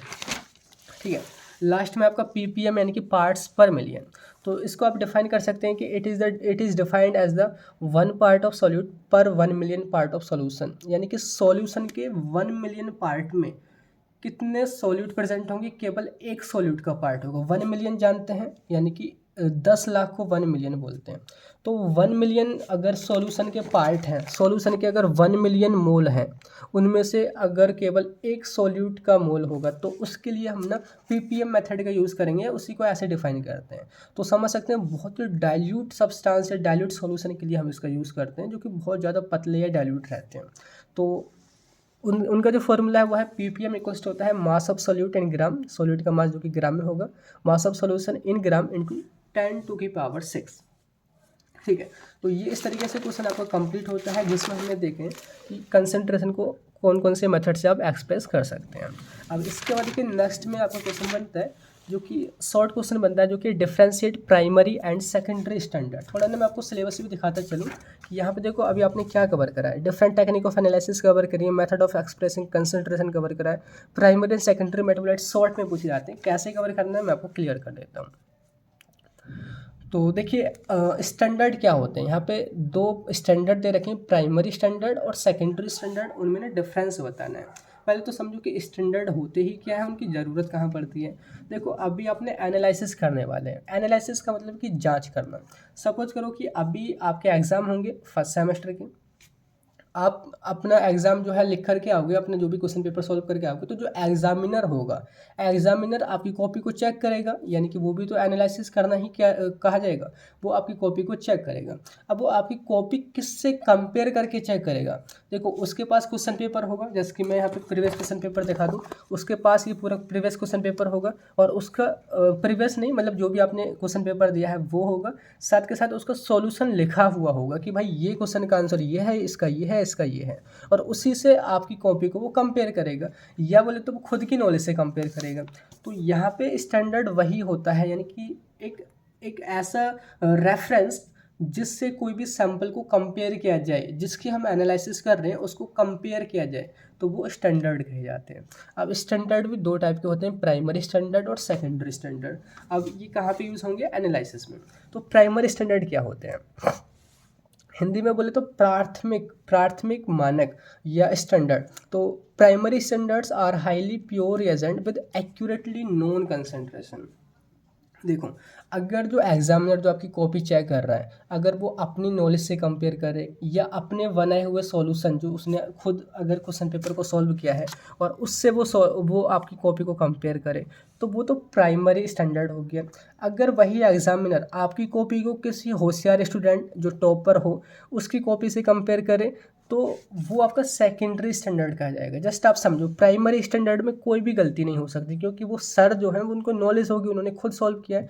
तो लिखा है कि प्राइमरी स्टैंडर्ड ना हाईली प्योर होते हैं, उनमें कोई भी इम्प्योरिटी नहीं रहती, वो एक्यूरेटली कंसंट्रेशन उनकी पता होती है। तो सिंपल कैसे डिफाइन करना है कि primary standards are highly pure agent with accurately known concentration. और इनका जो यूज़ है कहाँ पे करते हैं, किसी भी इंस्ट्रूमेंट को कैलिब्रेट करने में। अब टर्म आ गई हमारी कैलिब्रेट करना, इसको समझना जरूरी है। कैलिब्रेट का मतलब है कि जांच करना। सपोज करो कि आपने सुनार है, आपने एक तराजू लेकर आए, जिसको हम बोले तो जो इलेक्ट्रिकल वेइंग मशीन होती है जिस पे हम तोलते हैं, वो लेकर आए हैं। आपका काम होने वाला है मतलब कि सोना चांदी को तोलना। आप कोई नया आप तराजू लेकर आए कि आप डायरेक्टली सोना चांदी तोलने लग जाओगे, नहीं। पहले आपने उसको चेक करोगे वही सही तरह काम कर रहा है या फिर नहीं कर रहा है, कि फालतू में मेरा नुकसान ना हो जाए। तो वही यानी कि पहले अपने काम करने से पहले उस तराजू को चेक करना कि वो सही तरह परफॉर्म कर रहा है या नहीं कर रहा है, वही कहा जाता है कैलिब्रेशन। तो किसी भी इक्विपमेंट या इंस्ट्रूमेंट का कैलिब्रेट करने में प्राइमरी स्टैंडर्ड का हम यूज़ करते हैं। किसी भी सॉल्यूशन के स्टैंडर्ड भी बनाते हैं, जैसे कि इनकी मदद से हमने प्राइमरी स्टैंडर्ड की मदद से सेकेंडरी स्टैंडर्ड बनाते हैं, तो वहाँ यूज़ करते हैं। और किसी भी सैंपल की कंसंट्रेशन या तो किसी भी सैंपल की एनालिसिस में हम इनका यूज़ करते हैं।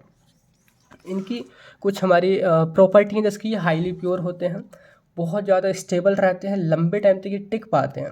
नोट हाइग्रोस्कोपी यानी कि पानी सोखने वाले नहीं होते, इनमें ये नमी को नहीं सोखते हैं।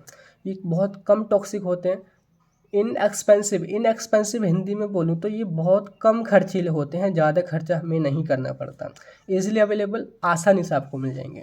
एग्जाम्पल इसके जैसे कि सोडियम कार्बोनेट है, ऑक्सैलिक एसिड है, बेंजोइक एसिड है, सिल्वर नाइट्रेट है। ये प्राइमरी स्टैंडर्ड होगी। एंड सेकंड है यहाँ पे देखिए वो आपका सेकेंडरी स्टैंडर्ड, यानी कि ये जो है ये भी एनालिसिस करने में ही यूज़ किया जाता है, लेकिन ये सेकेंडरी एक दूसरा ऑप्शन होता है। पहले हम जो प्राथमिकता है ना वो इसी को देंगे। अगर ये नहीं है आपके पास तो आप इससे भी कर सकते हैं। एग्जाम्पल जैसे कि मैंने आपका कॉपी चेकिंग वाला बताया था कि अगर जो एग्जामिनर जो आपकी जो कॉपी है वो खुद चेक करता है या बोले तो अपने खुद के स्टैंडर्ड से वो चेक करता है तो वो प्राइमरी कहा जाएगा। अगर आपकी कॉपी किसी टॉपर की कॉपी से कंपेयर करके चेक की जाती है तो वो सेकेंडरी स्टैंडर्ड कहा जाएगा, क्योंकि टॉपर भी गलती कर सकता है, उसमें भी थोड़ी बहुत गलती कहीं ना कहीं हो सकती है, तो वो सेकेंडरी स्टैंडर्ड है। तो लिखना है कि secondary standard are those reagent which are less pure, ये कम प्योर होते हैं as compare to primary standard, ये कम स्टेबल भी होते हैं और इनको स्टैंडर्डाइज करना होता है इन्हीं प्राइमरी स्टैंडर्ड से। या बोले तो जो आपकी जो टॉपर की जो कॉपी है ना वो भी सर के द्वारा एक बार चेक करानी होती है, एग्जामिनर के द्वारा चेक करानी होती है, स्टैंडर्डाइज करानी होती है। क्लियर हो गया। अब इसकी कुछ प्रॉपर्टी यहाँ पे लिखी हुई है कि ये ज़्यादा प्योर नहीं होते हैं, ये कम स्टेबल होते हैं, ये हाइग्रोस्कोपिक हो सकते हैं, नमी को ये सोख सकते हैं, ये टॉक्सिक भी हो सकते हैं और ये जो है स्पेसिफिक एनालिटिकल एक्सपेरिमेंट में ही यूज़ किए जाते हैं। एग्जाम्पल इसकी सोडियम हाइड्रोक्साइड है, हाइड्रोजन क्लोराइड HCl है और पोटेशियम परमैंगनेट है। क्लियर हो गया। तो इस तरीके से ये शॉर्ट में क्वेश्चन आएगा। एंड इसके बाद देखिए नेक्स्ट में जो क्वेश्चन बताने थे कि वो है define error, right sources of error and their types and method of minimising error. देखिए एरर का मतलब क्या है, अभी हम एनालिसिस कर रहे हैं, किसी भी चीज़ की जांच कर रहे हैं, तो जैसे कि एग्जामिनर आपकी कॉपी चेक कर रहा है ना, कई बार उससे गलती हो जाती है, कई बार आपके वो क्वेश्चन सही तरीके से चेक नहीं कर पाता है। ऐसे ही एनालिसिस में यानी कि यहाँ भी फार्मास्यूटिकल एनालिसिस में भी गलतियाँ हो जाती हैं जिनको हम एरर बोलते हैं, एरर बोलते हैं। और उनके सोर्स आपने बताने की गलती किन किन वजह से हो सकती है, उनके रीज़न आप समझ सकते हैं वो बताने हैं, उनके टाइप बताने हैं कि वो गलती कितने टाइप की होती है एंड उनको मिनिमाइज यानी कि उनको कम करने के तरीके बताने हैं। बहुत ही इंपॉर्टेंट क्वेश्चन जो कि 7 या 10 मार्क्स में बनता है। यहाँ पे मैंने दिखा रखा है कि कोई पर्सन है जो कि इस तरीके से चौंक रहा है, यानी कि ये एनालिसिस वगैरह करिए और वो यहाँ पे एरर हो रहा है, यानी तो उसने जो भी एक्सपेक्ट किया था ना कि ये रिजल्ट आना चाहिए वो रिजल्ट नहीं आ रहा है, वो एरर कहा जाएगा। अब सिंपल टर्म समझते हैं, एरर मीन मिस्टेक यानी कि गलती हो जाना। अगर हम एनालिसिस की बात करें तो the difference between standard value and observed value is called error, कि एक स्टैंडर्ड वैल्यू है कि हमने एक्सपेक्ट करके चला था कि हमारा रिजल्ट एक स्टैंडर्ड के बराबर या उसके जैसा आएगा, पर आप ऑब्जर्व जब कर रहे हैं, जब एनालिसिस कर रहे हैं तो आपका रिजल्ट वो नहीं आ रहा है, तो वो एरर कहा जाएगा। ये इंडिकेट करती है कि यहाँ पे इनएक्यूरेसी है, इनएक्यूरेट आपकी एनालिसिस यहाँ पे हुई है। यहाँ पे मैं आपको एग्जांपल से अभी क्लियर करूँगा। यहाँ पे देखो, इसको पता करने के ना दो फॉर्मूले आप यहाँ पे याद रख सकते हैं। एक है एब्सोल्यूट एरर, तो यहाँ पे स्टैंडर्ड वैल्यू जो भी है यानी कि जो आप एक्सपेक्ट कर रहे थे उसमें से ऑब्जर्व जो अभी आपने किया है, जो अब फिलहाल आपका रिजल्ट आ रहा है उसको घटा देंगे तो आपकी एब्सोल्यूट एरर निकल जाएगी। परसेंटेज के लिए परसेंटेज में निकालना होता है कि standard value minus observe value upon standard value into 100। अब मैं एग्जांपल से आपको बता देता हूँ। सपोज करो कि कोई एक टैबलेट है एस्पिरिन की टैबलेट, अगर आपको नहीं पता है ना तो मैं आपको बता दूं कि ये जो टैबलेट है ना वो हेडेक यानी कि सिर दर्द को दूर करने के लिए यूज़ किया जाता है और मोस्ट कॉमनली यूज़ करते हैं एस्पिरिन, जो कि डिस्प्रिन के नेम से मार्केट में अवेलेबल है। तो ये जो है सपोज करो कि उसकी जो रैपिंग होती है ना, कवरिंग जिसको हम बोलते हैं, जो कवर हुआ होता है जिस पर सारी डिटेल लिखी रहती है, जिसको हम लेबलिंग वगैरह बोलते हैं अगर हम फार्मेसी के टर्म में बात करें। सपोज इस पर लिखा है कि 300 mg की टैबलेट है। अब कोई आपसे कहे, आपके सर या आपके कोई भी क्लासमेट वगैरह, कि भाई ये जो एस्पिरिन है ना ये इस पर लिखा है कि 300 mg है। अब आप इसको सर्टिफाई करो कि क्या इसमें 300 ही mg है। जब आप उसको 300 mg की एनालिसिस करते हैं या बोलते उसकी क्वांटिटी को पता लगाने की कोशिश करते हैं तो आप पाते हैं कि भाई उसमें ना 290 mg एस्पिरिन है। अब यहाँ पे या तो आपसे गलती हुई है या स्टैंडर्ड में, देखिए स्टैंडर्ड में कभी गलती नहीं हो सकती, स्टैंडर्ड में गलती नहीं हो सकती, ये चीज़ आपने ध्यान रखनी है। तो गलती आपसे ही हुई है कि आपका रिजल्ट 290 आ रहा है, तो यहाँ पे एरर कितनी होगी, 300 माइनस 290 यानी कि 10 mg। तो ये एब्सोल्यूट एरर इस तरीके से फॉर्मूले से निकलती है। दूसरा है परसेंटेज एरर यहाँ पे देखिए 300 mg जो स्टैंडर्ड वैल्यू वो थी, ऑब्जर्व वैल्यू 290 और स्टैंडर्ड वैल्यू नीचे 300 इंटू 100, तो 3.33 इतनी मिस्टेक आपसे हुई है। तो ये एरर को आप ऐसे कैलकुलेट करते हैं। अब बात करते हैं सोर्स। देखिए गलती किन किन वजह से हो सकती है। देखिए सबसे पहली जो रीज़न है, सबसे पहला जो इसका सोर्स है वो है सैंपल प्रिपरेशन। सैंपल प्रिपरेशन मतलब जैसे कि मैं आपसे बोलूं कि ये जो एस्पिरिन की टैबलेट मैं आपको बोल रहा था ना कि एस्पिरिन की टैबलेट लो और इसकी एनालिसिस करो। अब आप सूखी टैबलेट की एनालिसिस थोड़ी करने लग जाओगे, आप उसको ना डिज़ोल्व करोगे किसी सॉल्वेंट में, पानी में या फिर किसी और सॉल्वेंट में, यानी कि उसका आप सैंपल तैयार करोगे। अगर आपने सैंपल ही अच्छे से तैयार नहीं किया है तो ये एरर आ सकती है। लिखा है कि एरर में ओकर during preparation of sample, sample के बनाने के दौरान भी एरर हो सकती है। दूसरा है एरर बाय ह्यूमन, यानी कि एनालिस्ट, जो भी पर्सन एनालिसिस कर रहा है वो भी इंसान ही है, इंसान से अक्सर गलती होती है ना। तो ये एरर का एक सोर्स हो गया। Person who doing analysis can do error. Next है इक्विपमेंट प्रॉब्लम। इक्विपमेंट जो आप यूज़ कर रहे हैं क्या पता वो अच्छे से काम नहीं कर रहा हो, या जो आप पिपिट वगैरह से वहाँ पे सैंपल ले रहे हैं उसमें पूरी तरीके से सैंपल जितनी क्वांटिटी आप लेना चाह रहे हैं वो नहीं आ रहा हो, तो इक्विपमेंट में भी डिफेक्ट हो सकता है। तो एरर में ओकर ड्यू टू डिफेक्टिव इक्विपमेंट। ठीक है। कैलिब्रेशन एरर, कैलिब्रेशन मैंने आपको बताया था ना सुनार बाला एग्जाम्पल, कि वो कोई वेइंग मशीन लेकर के आया है तो वो सोना चांदी तोलने से पहले वो उसको चेक करता है कि वो जो आपका तराजू है वो वेइंग मशीन वो काम कर रही है या नहीं कर रही है। सेम वही है कि अगर आपने किसी भी अपने इंस्ट्रूमेंट का कैलिब्रेशन नहीं किया है तो उसकी वजह से भी आपको क्या है एरर मिल सकती है, यानी कि पहले एनालिसिस करने से पहले कैलिब्रेशन करना ज़रूरी हो जाता है, जांच करना। लास्ट में है सैम्पलिंग एरर। सैम्पलिंग का मतलब क्या होता है, आपने सैंपल बना लिया। अब सैंपल देखो, आपने जो पूरी जो टैबलेट है एस्पिरिन की वो कम से कम 50 ml वाटर में या 100 ml वाटर में वो मिलाई होगी। अब उसमें से कुछ ही तो क्वांटिटी ली जाती है ना, उसकी सैम्पलिंग की जाती है। अगर आपने सैम्पलिंग ही अच्छे से नहीं करी है, एरर अगर आपकी सैम्पलिंग में है तब भी आपको यहाँ पे एरर देखने को मिल सकते हैं आपके रिजल्ट में। लास्ट में है error in calculation and reporting, मतलब कि आपने काम तो सारा किया लेकिन जो आपने डेटा कैलकुलेट करना था और फिर उसको किसी नोटबुक में लिखना था वही आपने गलत लिख दिया। तो एरर में occurs in calculation and reports writing by analyst. ठीक है। लास्ट में है इन्वायरमेंटल फैक्टर। कुछ ऐसे फैक्टर हैं जैसे कि टेम्परेचर हुआ, लाइट हुआ, ह्यूमिडिटी यानी कि नमी और तापमान वगैरह, प्रकाश वगैरह, उसकी वजह से भी ना जो आपकी ऑब्जर्वेशन वैल्यू है वो अफेक्ट हो जाती है, एनालिसिस थोड़ी अफेक्ट हो जाती है। तो ये सोर्सेज हो गए किसके, एरर के। अब बात करते हैं टाइप्स ऑफ एरर। देखिए दो टाइप की एरर होती हैं, एक है डिटर्मिनेट एरर और एक है इनडिटर्मिनेट एरर। डिटर्मिनेट यानी कि इसको हम डिटरमाइन कर सकते हो, नेम में छिप रहा है डिटरमाइन करना, मतलब कि जिसको हम पता लगा सकते हो, पता लगाने के बाद उसको हम दूर भी कर सकते हैं, उसको हम एलिमिनेट भी कर सकते हैं, वो हमारी डिटर्मिनेट एरर कही जाएंगी। इनडिटर्मिनेट जिनको हम ना तो पता ही लगा सकते हैं ना ही उनको हम दूर कर सकते हैं, उनको हमने रैंडम एरर भी बोलते हैं, जो ज़्यादा फर्क नहीं डालती हैं आपके रिजल्ट पे। मैं भी आपको समझा दूंगा। तो डिटर्मिनेट एरर में आपको क्या रीज़न है, वही से टाइप और बन जाएगी, जिसके इंस्ट्रूमेंट में अगर एरर हो और वो आपको पता भी चल जाएगी फिर आप उसको ठीक भी कर सकते हैं। पर्सनल आपसे ही कुछ एरर होगी हो, किसी केमिकल में कोई इम्प्योरिटी वगैरह हो उसकी वजह से एरर हो, या आपने मेथड ही गलत सेलेक्ट कर लिया है, एरर इन मेथडोलॉजी।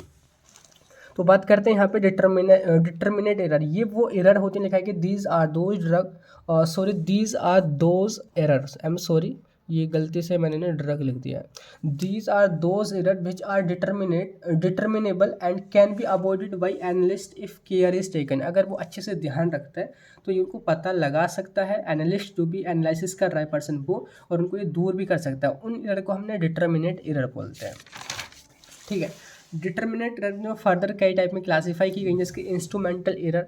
लिखा है कि these error are due to defect in instrument या इक्विपमेंट में जब कोई एरर आ जाती है तो उसको ना जो एनालिस्ट जो काम कर रहा है बंदा वहाँ पे उसको पता भी लगा सकता है और उसको वो अच्छे से कैलिब्रेट करके ना ठीक भी कर सकता है। तो ये एरर इंस्ट्रूमेंटल एरर है जिनको आप ठीक भी कर सकते हैं। पर्सनल एरर किसी बंदे की मिस्टेक की वजह से या लापरवाही की वजह से अगर मतलब कि एनालिस्ट से कोई गलती हो जाती है तो वो पता भी लगाई जा सकती है, उसको आप एलिमिनेट भी कर सकते हैं और उनको हमने पर्सनल एरर बोलते हैं। लिखा है कि these error are caused due to personal mistake और carelessness of the analyst. Next है रिएजेंट या केमिकल एरर। जो भी आप रिएजेंट यूज़ कर रहे हैं, केमिकल यूज़ कर रहे हैं, अगर उसकी क्वालिटी में कुछ गड़बड़ है, अगर उसका कंपोजिशन ही गलत है या वो प्योर ही नहीं है तो तब भी यहाँ पे एरर हो सकती है और आप इसको पता भी लगा सकते हैं और इसको दूर भी कर सकते हैं। लास्ट में है एरर इन मेथडोलॉजी। अगर आपने रॉन्ग मेथड ही सेलेक्ट कर लिया है तो तब यहाँ पे आप उसको ठीक भी कर सकते हैं और मतलब कि पता भी लगा सकते हैं। तो ये जो सारी एरर है वो डिटर्मिनेट एरर के अंदर आती है। सेकंड लास्ट में आपका इनडिटर्मिनेट एरर, जिनको आप ना तो पता ही लगा सकते हैं ना ही दूर कर सकते हैं, उनको हम रैंडम एरर बोलते हैं और उनका ज़्यादा फर्क नहीं पड़ता आपके रिजल्ट पे। जैसे कि लगा कि sorry, these drugs are called accidental error और रैंडम एरर। इनको हमने एक्सीडेंटल एरर भी बोलते हैं। These error can not be determined and not eliminated by the analyst. ना तो इनको हम डिटरमाइन कर सकते हैं, ना उनको हम एलिमिनेट कर सकते हैं। एग्जाम्पल, जैसे कि मैं आपसे बोलूँ कि ये मेरे सामने ना पेन है। अब मैं आपसे कहूँ कि इस पेन के ना वजन को तोलो कि इसमें वजन कितना है। आप इसको जब तोलोगे ना, मैं आपसे बोलूँगा इसकी ना मेरे को वैल्यू डेसिमल में भी चाहिए, पॉइंट के बाद की वैल्यू चाहिए। सपोज आप तोलते हैं 20 ग्राम आता है, जिसकी मैं आपको सिंपल यहाँ पे समझाता हूँ। आप इसको एक बार तोलते हैं तो 20.00 ग्राम आता है, दोबारा तोलते हैं 20.05 ग्राम आता है, 3 बार तोलते हैं इसको आप 0.060 इतना आता है। यानी कि थोड़े से जो डेसिमल में चेंजिंग है वो आते ही रहते हैं, कभी भी ये फिक्स नहीं होता। तो ये ना तो आपको इसका रीज़न पता चल रहा है, नहीं आप इसको ठीक कर सकते हैं। तो ये आपकी इनडिटरमिनेट एरर है। लिखा है कि when the same quantity is measured several time, यानी कि जब एक ही क्वांटिटी को बार बार मेजर करते हैं तो डिफरेंट ऑब्जर्व वैल्यू नज़र आती हैं जो कि एक दूसरे से सिमिलर नहीं होती, और इनको हम इनडिटरमिनेट एरर बोलते हैं। एंड इसके बाद देखिए बात करते हैं मेथड ऑफ मिनिमाइजिंग एरर, यानी कि एरर को कम करने के कौन कौन से मेथड हैं वो आपने बताने कि आप कैसे गलती अगर आपसे हो जाती है या होने से पहले आप कैसे उसको कम कर सकते हैं। पहला है कैलिब्रेशन ऑफ एपरेटस। कैलिब्रेशन मैंने आपको एग्जांपल से बताया था सुनार वाला, कि आप ना अपने इक्विपमेंट को यूज़ करने से पहले आप उसको चेक कर लें कि वो अच्छे से काम कर रहा है या फिर नहीं कर रहा है। तो जो भारी मिस्टेक होने वाली थी वो पहले ही वहाँ पे रुक जाएगी। तो लिखा है कि भाई regularly calibration of instrument error को हम मिनिमाइज कर सकते हैं। दूसरा है ट्रेनिंग। जो भी बंदा एनालिसिस करने वाला है, जो भी एनालिस्ट है, उसको आपने ट्रेनिंग दो अच्छे से कि भाई ऐसे ऐसे एनालिसिस आपने करनी है, तो वो अच्छे से एनालिसिस करेगा और उससे कोई भी एरर नहीं होगी, पर्सनल एरर। तो लिखना है कि provide proper training to the personal या तो analyst to minimise human error. Next replication. Replication का मतलब है कि यानी कि रेप्लिकेट करना, या तो बार बार एक ही एक्सपेरिमेंट को कई बार करना, एक बार एक ही एनालिसिस को 2 3 4 बार करना। तो वहाँ पे अगर सेम रिजल्ट आ रहा है मतलब कि वो ठीक है, अगर वो वेरिएबिलिटी आ रही है, डिफरेंट डिफरेंट रिजल्ट आ रहे हैं, मतलब कि कहीं तो एरर है। तो perform experiment multiple times to find out variability and ensure consistency. Last में है यहाँ पे दो कि क्वालिटी कंट्रोल। क्वालिटी कंट्रोल का मतलब क्या होता है कि जैसे आप एनालिसिस कर रहे हैं ना, हर एक स्टेप पर क्वालिटी चेक करते चलें। जैसे कि सपोज करो कि आपके सामने कोई सैंपल आया, अब सैंपल को ही पहले चेक करो कि वो प्योर है या फिर नहीं है। उसके बाद आपने जिस सॉल्वेंट में मिलाया, अब सॉल्वेंट को भी चेक करो कि वो प्योर है या फिर नहीं है। उसके बाद आपने किसी इंस्ट्रूमेंट में उसको भरा या कॉनिकल फ्लास्क में भरा, तो उसको भी चेक करो कि वो ठीक तरीके से साफ़ है या फिर नहीं है। उसके बाद आप प्रोसेस को परफॉर्म करो। तो बारी बारी से हर स्टेप पे मतलब क्वालिटी को कंट्रोल करते चलो। तो लिखा है कि regularly check the quality of raw material या रिएजेंट या जो भी आपका प्रोसीजर है उसको ना अच्छे से वैलिडेट करते चलो। तो ये क्वालिटी कंट्रोल भी एक तरीका है एरर को मिनिमाइज करने का। लास्ट में है ब्लैंक डिटर्मिनेशन। ब्लैंक का मतलब होता है खाली, कि इसमें जो आपने आप ऐसे भी कर सकते हैं, आपका एक कोई इक्विपमेंट है, कोई आपका एपरेटस वगैरह सारा, आपने उसमें बस सैंपल को बिना भरे, सैंपल को छोड़ के सारा का सारा टाइट्रेशन या एनालिसिस करो। ठीक है, तो यहाँ पे इसको हम बोलते हैं ब्लैंक डिटर्मिनेशन, यानी कि परफॉर्म ब्लैंक टाइट्रेशन या analysis without sample to find out background contamination. अगर कोई कंटामिनेशन होगा, कोई एरर होगी ना, तो पहले ही आ जाएगी। तो आपने ब्लैंक डिटर्मिनेशन भी आप यहाँ पे कर सकते हैं। तो ये जो है इस तरीके से आपकी कंप्लीट होती है एरर, और ये कितने टाइप की होती है, इनके सोर्सेज एंड कौन कौन से मेथड है उनको मिनिमाइज करने के। अब देखिए इसके बाद आपका नेक्स्ट क्वेश्चन बनता है शॉर्ट में, वो है डिफाइन एक्यूरेसी एंड प्रेसिजन। अब शॉर्ट में पूछ जाता है 2 मार्क्स में। तो देखिए मैंने यहाँ पे लिखा है एक्यूरेसी। एक्यूरेसी को हिंदी में बोलते हैं शुद्धता। तो यहाँ पे आपका जो रिजल्ट है, जैसे कि हम एनालिसिस कर ही रहे हैं, उसमें एरर भी आ रही थी। तो जब आप एनालिसिस करते हैं, एनालिसिस करने के बाद जो आपका रिजल्ट है वो स्टैंडर्ड वैल्यू के या तो बराबर रहे या उसके जितना ज़्यादा करीब आएगा, जितना उसके क्लोज रहेगा, वो उतना ही एक्यूरेट रहेगा, और उसको हम एक्यूरेसी कहेंगे। लिखना है कि accuracy is defined as the closeness of measurement to the standard value. Just यहाँ पे एग्जांपल से समझो कि ये जो है कोई भी आपके पास ऑब्जेक्ट है, यहाँ पे ना इस येलो वाले जो कलर है ना, वहाँ पे आपने तीर को मारना है। आप तीर मार रहे हैं, वहाँ पे जाके लग रहा है, यानी कि येलो वाले पे जो स्टैंडर्ड आपको दिया गया है वही आपका रिजल्ट आ रहा है या उसके आसपास आ रहा है। तो यानी कि यहाँ पे बहुत ज़्यादा एक्यूरेसी है, हाई एक्यूरेसी है। क्लियर हो गया। यानी कि एक्यूरेसी से हमको ये पता चलता है कि हमारा जो रिजल्ट है वो कितना सही है, कितना करेक्ट है। Accuracy describe how correct A measurement is. Clear हुआ। सेकंड आपका प्रिसीजन। प्रिसीजन का मतलब है कि बार बार सटीकता। जब आप बार बार एक्सपेरिमेंट को दोहराते हैं और बार बार आपका एक ही रिजल्ट आए, एक ही रिजल्ट आए, एक ही रिजल्ट आए, एक बार मतलब कि वो रिपीट होता रहे बार बार, तो वो प्रिसीजन कहा जाता है, बार बार सटीकता जिसको हम बोल सकते हैं हिंदी में। इसके सिंपल समझो कि ये आपके पास वही ऑब्जेक्ट है, आपने तीर को मारना है इस येलो वाले में, आपका येलो वाले में तीर नहीं लग रहा है, आपका इस वाले एरिया में लग रहा है, वो भी सारे के सारे जो आपने परफॉर्म किए हैं चारों के चारों वहीं जाके लगे हैं। मतलब कि आपका रिजल्ट एक्यूरेट तो नहीं है पर वो प्रिसाइज है, वो एक ही जगह सटीक है, तो इसको हम प्रिसीजन बोलते हैं। तो precision is defined as the consistency और रिपीटेबिलिटी ऑफ द रिजल्ट और मेजरमेंट। इन दोनों से डिफरेंस आपको क्लियर हो गया होगा। तीसरे में दिखा रखा है कि जो एक तीर है यहाँ लग रहा है सॉरी, एक तीर यहाँ लग रहा है, एक यहाँ पे वाइट में, एक ब्लू में और एक यहाँ पे, तो ये ना तो एक जगह लग रहे हैं और ना ही एक्यूरेट जगह पे लग रहे हैं, येलो वाले में भी नहीं लग रहे हैं, तो यहाँ पे ना तो एक्यूरेसी है और ना ही प्रेसिजन है। तो इस तरीके से यहाँ पे क्लियर होगी कि क्या है एक्यूरेसी एंड क्या है प्रेसिजन।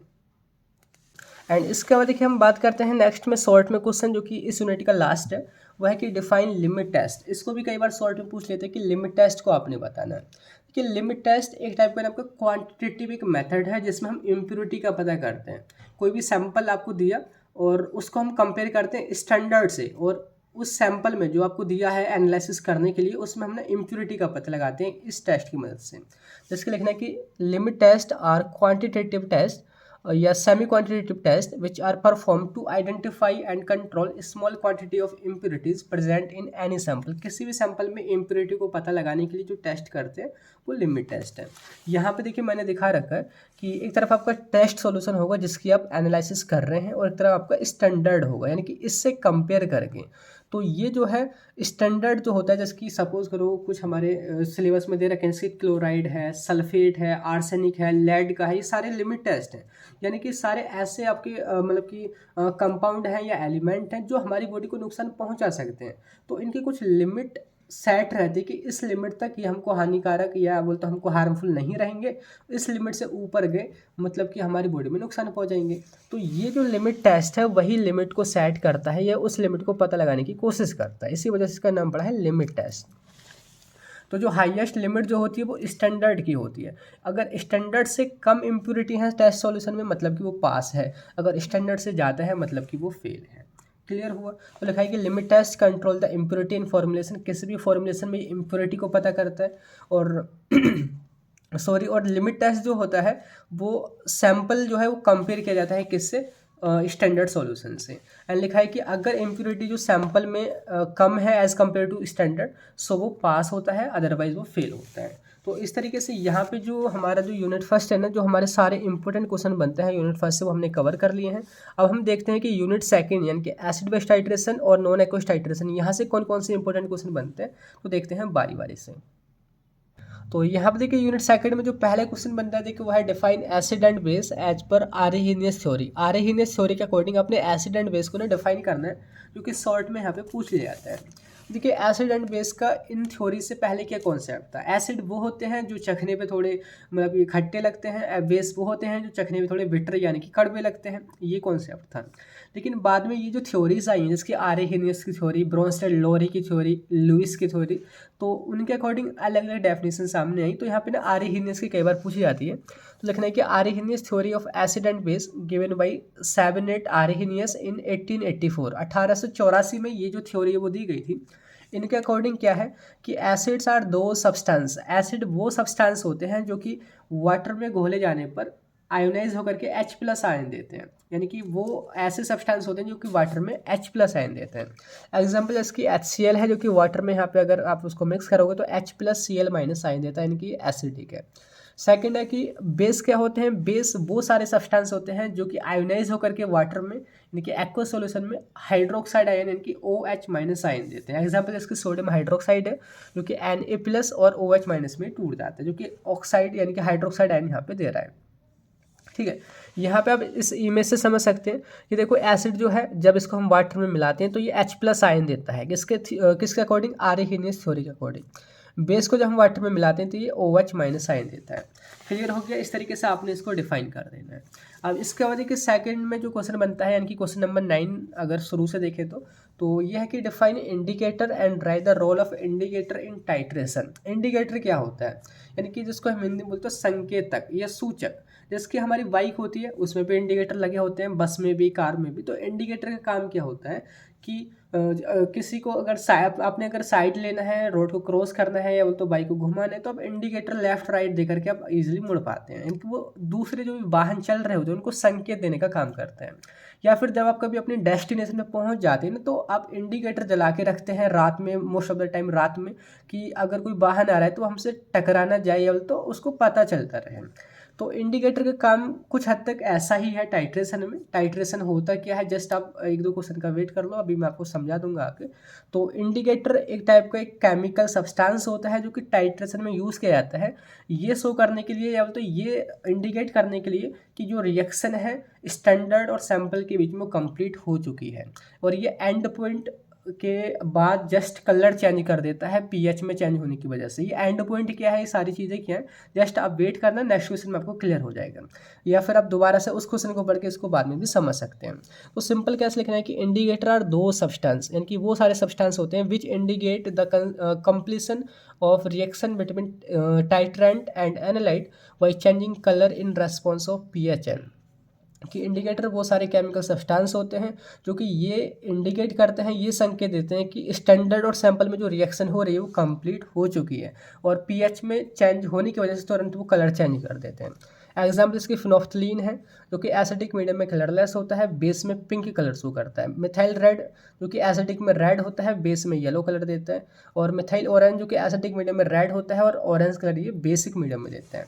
इसके मैंने यहाँ पे दिखा रखा है कि फिनोफ्थलीन है जो कि एसिडिक पीएच में ये कलरलेस नजर आता है, कोई भी कलर नहीं। जैसे ही पीएच चेंज होता है, पीएच चेंज होने पर तुरंत ये पिंक कलर देने लग जाता है। तो ये पिंक कलर का आना ये हमको इंडिकेट करता है कि आपकी जो रिएक्शन हो रही है एसिड और बेस में या तो स्टैंडर्ड और आपके सैंपल में वो कंप्लीट हो चुकी है। ठीक है, अब इसका रोल क्या है, तो लिखना है कि indicator plays important role in titration by giving signal. ये हमें एक सिग्नल देता है कि एंड पॉइंट आ चुका है। एंड पॉइंट का मतलब है कि आपकी टाइट्रेशन, आपकी एनालिसिस कंप्लीट हो चुकी है। ये उसको कंप्लीट करने का कन्फर्मेशन करता है। लास्ट में ये भी इंश्योर करता है कि एक्यूरेट तरीके से एनालिसिस हो। अब ऐसा नहीं कि अगर आप इंडिकेटर यूज़ ही नहीं करोगे तो आपको तो पता ही नहीं चलेगा कि एनालिसिस कंप्लीट हुई है या फिर नहीं हुई है। अभी मैंने 3-4 इसमें चीज़ें यूज़ करी हैं कि इसमें एंड पॉइंट क्या है, इसमें रिएक्शन कंप्लीट कैसे हो रही है, वो चीज़ें मैं आपको थोड़ा भी बाद में बता दूँगा। तो देखो अब वही समझते हैं कि आपके क्वेश्चन जैसे कि नेक्स्ट में क्वेश्चन जो बनता है कि आखिर ये एसिड बेस टाइट्रेशन क्या है, उसकी थ्योरीज वगैरह। लेकिन इन सभी को समझने से पहले आपने एक टर्म समझने होगी कि आखिर टाइट्रेशन ही क्या होता है। टाइट्रेशन क्या है, वो कितने टाइप के होते हैं, उनमें कुछ बेसिक टर्म जो बार बार हम यूज़ करेंगे आपको वो क्लियर हो जाएंगे, तो आपका कन्फ्यूजन शुरू में ही क्लियर हो जाएगा, फिर दिक्कत नहीं होगी। तो टाइट्रेशन जिसको हम वॉल्यूमेट्रिक एनालिसिस भी बोल रहे थे जब आपने क्लासिफिकेशन में देखा था क्वेश्चन नंबर 2 में। तो डिफाइन करना है कि एक आपका लेबोरेटरी मेथड है, एक ऐसी प्रोसेस है जिसमें हम किसी भी सैंपल की अननोन कंसेंट्रेशन को पता कर लेते हैं किसी दूसरे स्टैंडर्ड से कंपेयर करके या उसके साथ रिएक्ट करा करके। तो लिखना है कि titration is defined as a laboratory method या process which use to determine the unknown concentration of substance by reacting it with standard solution of known concentration. यहाँ पे इस तरीके से सेटअप होता है। ये इसका स्टैंड है। ये जो नली जो होती है, अगर आपने कभी परफॉर्म किया हो लैब में या पहले से आपके लेक्चर चल रहे हो तो आपको पता होगा, इसको हम ब्यूरेट बोलते हैं, जिसमें स्टैंडर्ड सॉल्यूशन को भरा जाता है। नीचे जो है आपका सैंपल या जिसकी आप एनालिसिस कर रहे होते हैं उसको भरा जाता है इंडिकेटर के साथ में मिक्स करके। तो ऊपर से हम यहाँ से स्टॉप के लॉक को खोल करके जो स्टैंडर्ड सॉल्यूशन है उसमें डाला जाता है। अगर हम एसिड बेस टाइट्रेशन के रेस्पेक्ट में बात करें, एसिड बेस टाइट्रेशन एक ऐसा टाइट्रेशन, एक ऐसा एनालिसिस का मेथड जिसमें हम एसिड या बेस की कंसंट्रेशन को या बोलते तो उसकी एनालिसिस करते हैं। किसकी मदद से? एसिड या बेस जो कि स्टैंडर्ड होते हैं उनसे। ठीक है, तो जैसे कि सपोज करो कि यहाँ पे आपका एसिड है, तो अगर आपने एसिड की एनालिसिस करनी है तो यहाँ पे स्टैंडर्ड आपने बेस लेना होगा। बेस आपको यहाँ पे भर देंगे, एसिड को आप यहाँ पे भर देंगे। जब बेस आप ऊपर से डालते रहेंगे तो यहाँ पे एक टाइम आएगा कि आपकी रिएक्शन कंप्लीट होगी और उसके बाद कलर चेंज वगैरह होता है। ठीक है। तो ये एक तरीका हो गया टाइट्रेशन, जिसको हम वॉल्यूमेट्रिक एनालिसिस भी यहाँ पे बोलते हैं। ये ना 4 टाइप का है, जैसे एसिड बेस टाइट्रेशन, जिसको अभी इस लेक्चर में आप समझ जाओगे। दूसरा है कॉम्प्लेक्सोमेट्रिक टाइट्रेशन, जो कि आपका 3rd यूनिट में है। प्रेसिपिटेशन भी 3rd यूनिट में है। और रेडॉक्स टाइट्रेशन आपका 4th यूनिट में है। ये आपका एसिड बेस टाइट्रेशन इसी में है, प्रेसिपिटेशन बाद में है, कॉम्प्लेक्सोमेट्रिक और रेडॉक्स टाइट्रेशन। तो ये मैंने सिंपल आपको पहले ही ओवरव्यू दे दिया। अब कुछ जो टर्म यूज़ की जाती है ना टाइट्रेशन में, वो समझ लो। पहला है कि टाइट्रेंट किसको बोलते हैं। टाइट्रेंट जो स्टैंडर्ड होता है ना, उसी को बोलते हैं। यानी कि ये वो सॉल्यूशन होता है जिसकी कंसंट्रेशन हमें पता होती है और इसकी ही मदद से हम एनालिसिस कर रहे होते हैं।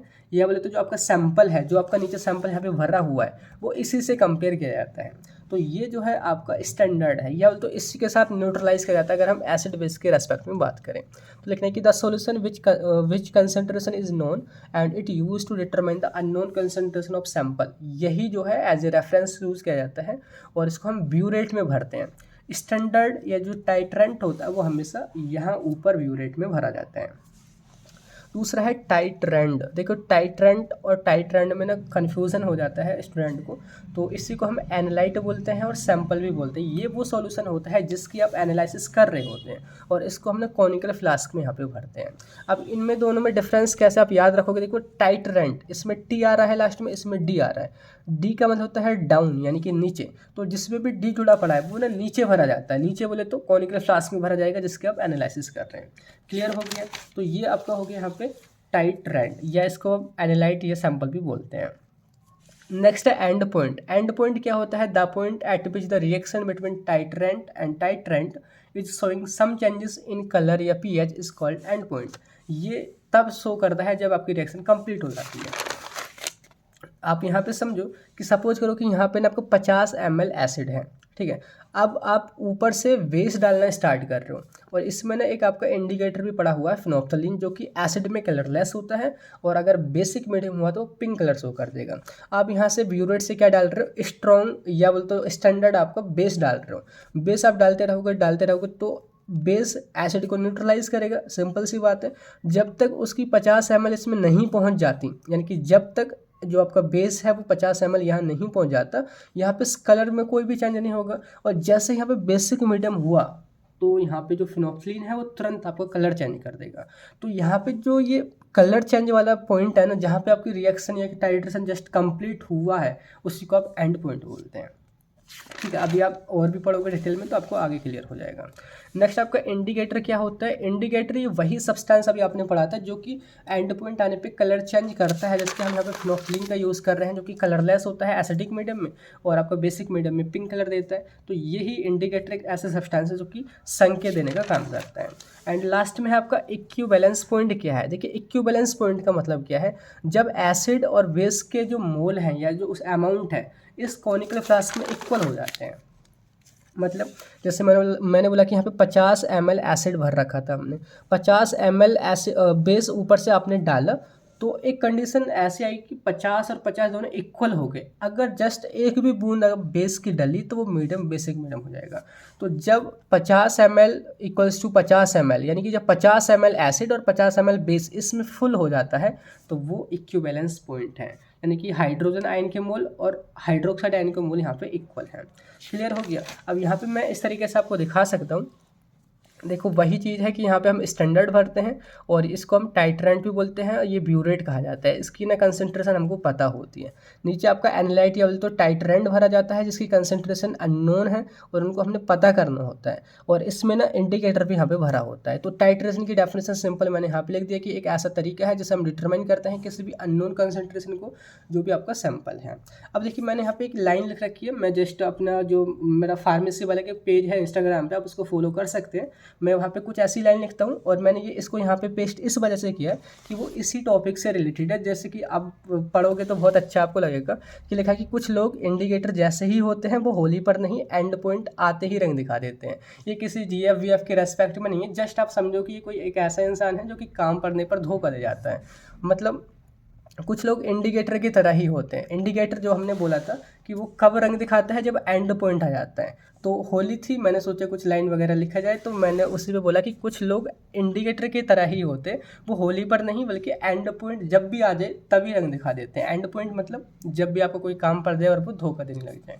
तो इस तरीके से अगर आपको चाहिए, मतलब और भी कई सारी कोड्स वगैरह हमें पड़े हुए हैं, आप फॉलो कर सकते हैं @pharmacy वाला ऑन इंस्टाग्राम। अब मेरे को कॉन्टैक्ट भी कर सकते हैं। क्लियर। तो यहाँ पे आप देखिए नेक्स्ट में क्वेश्चन कौन सा बनता है। यहाँ पे लिखा है कि define acid base titration, classify acid base indicator and explain the theory of indicators, जो कि लॉन्ग में 10 मार्क्स में क्वेश्चन बनता है। तो देखिए अभी आपने टाइट्रेशन का बेसिक समझ लिया था कि टाइट्रेशन होता क्या है, कौन कौन सी टर्म वहाँ पे यूज़ की जाती है। अब ये समझो आगे आपका जो भी यहाँ पे सिलेबस है ना, जिसकी 3rd यूनिट 4th यूनिट जो भी आप टाइट्रेशन पढ़ोगे, आपने वो टर्म ये समझो अगर यहीं पे याद होगी तो दिक्कत नहीं आएगी आगे भी।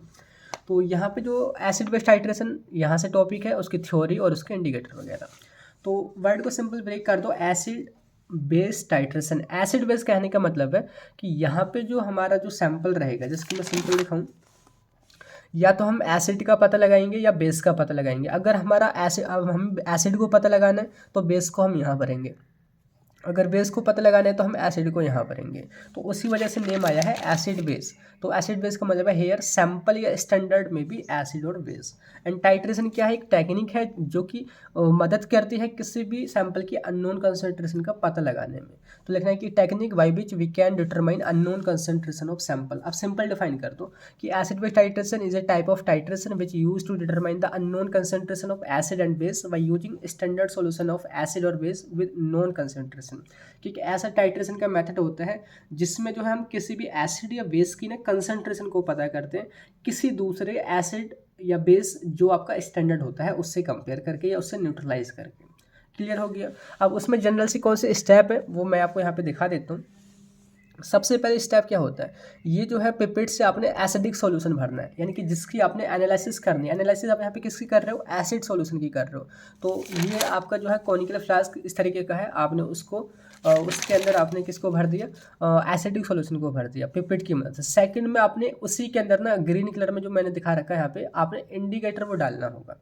इंडिकेटर डालने के बाद आपने व्यू रेट सेट करनी होती है। व्यू रेट में यहाँ पे ये जो है आपने ऊपर बेस भरना होता है, बेसिक सॉल्यूशन। यहाँ पे बेस स्टैंडर्ड होगा और ये आपका सैंपल हो गया। अब आप लगातार बेस को ऊपर से नीचे को डालते जाओगे 4 स्टेप, मतलब एक स्टेप ऐसी आएगी कि ये जो पूरा जो बेस है सारे के सारे एसिड को न्यूट्रलाइज कर देगा। और यहाँ पे जो इंडिकेटर है वो यहाँ पे कलर चेंज कर देगा, जो कि यहाँ पे पिंक कलर यहाँ पे नजर आ रहा है, यानी कि यहाँ पे फिनोल्फिन इंडिकेटर है। जस्ट 4-5 स्टेप में इस तरीके से एसिड बेस टाइट्रेशन होता है। क्लियर हो गया। लिखा है कि here indicator is used which show colour change at end point. End point पे जो इंडिकेटर है वो आपका कलर शो करता है। फिनोल्फिन जो है मोस्ट कॉमनली यूज किया जाने वाला इंडिकेटर है इस टाइट्रेशन में।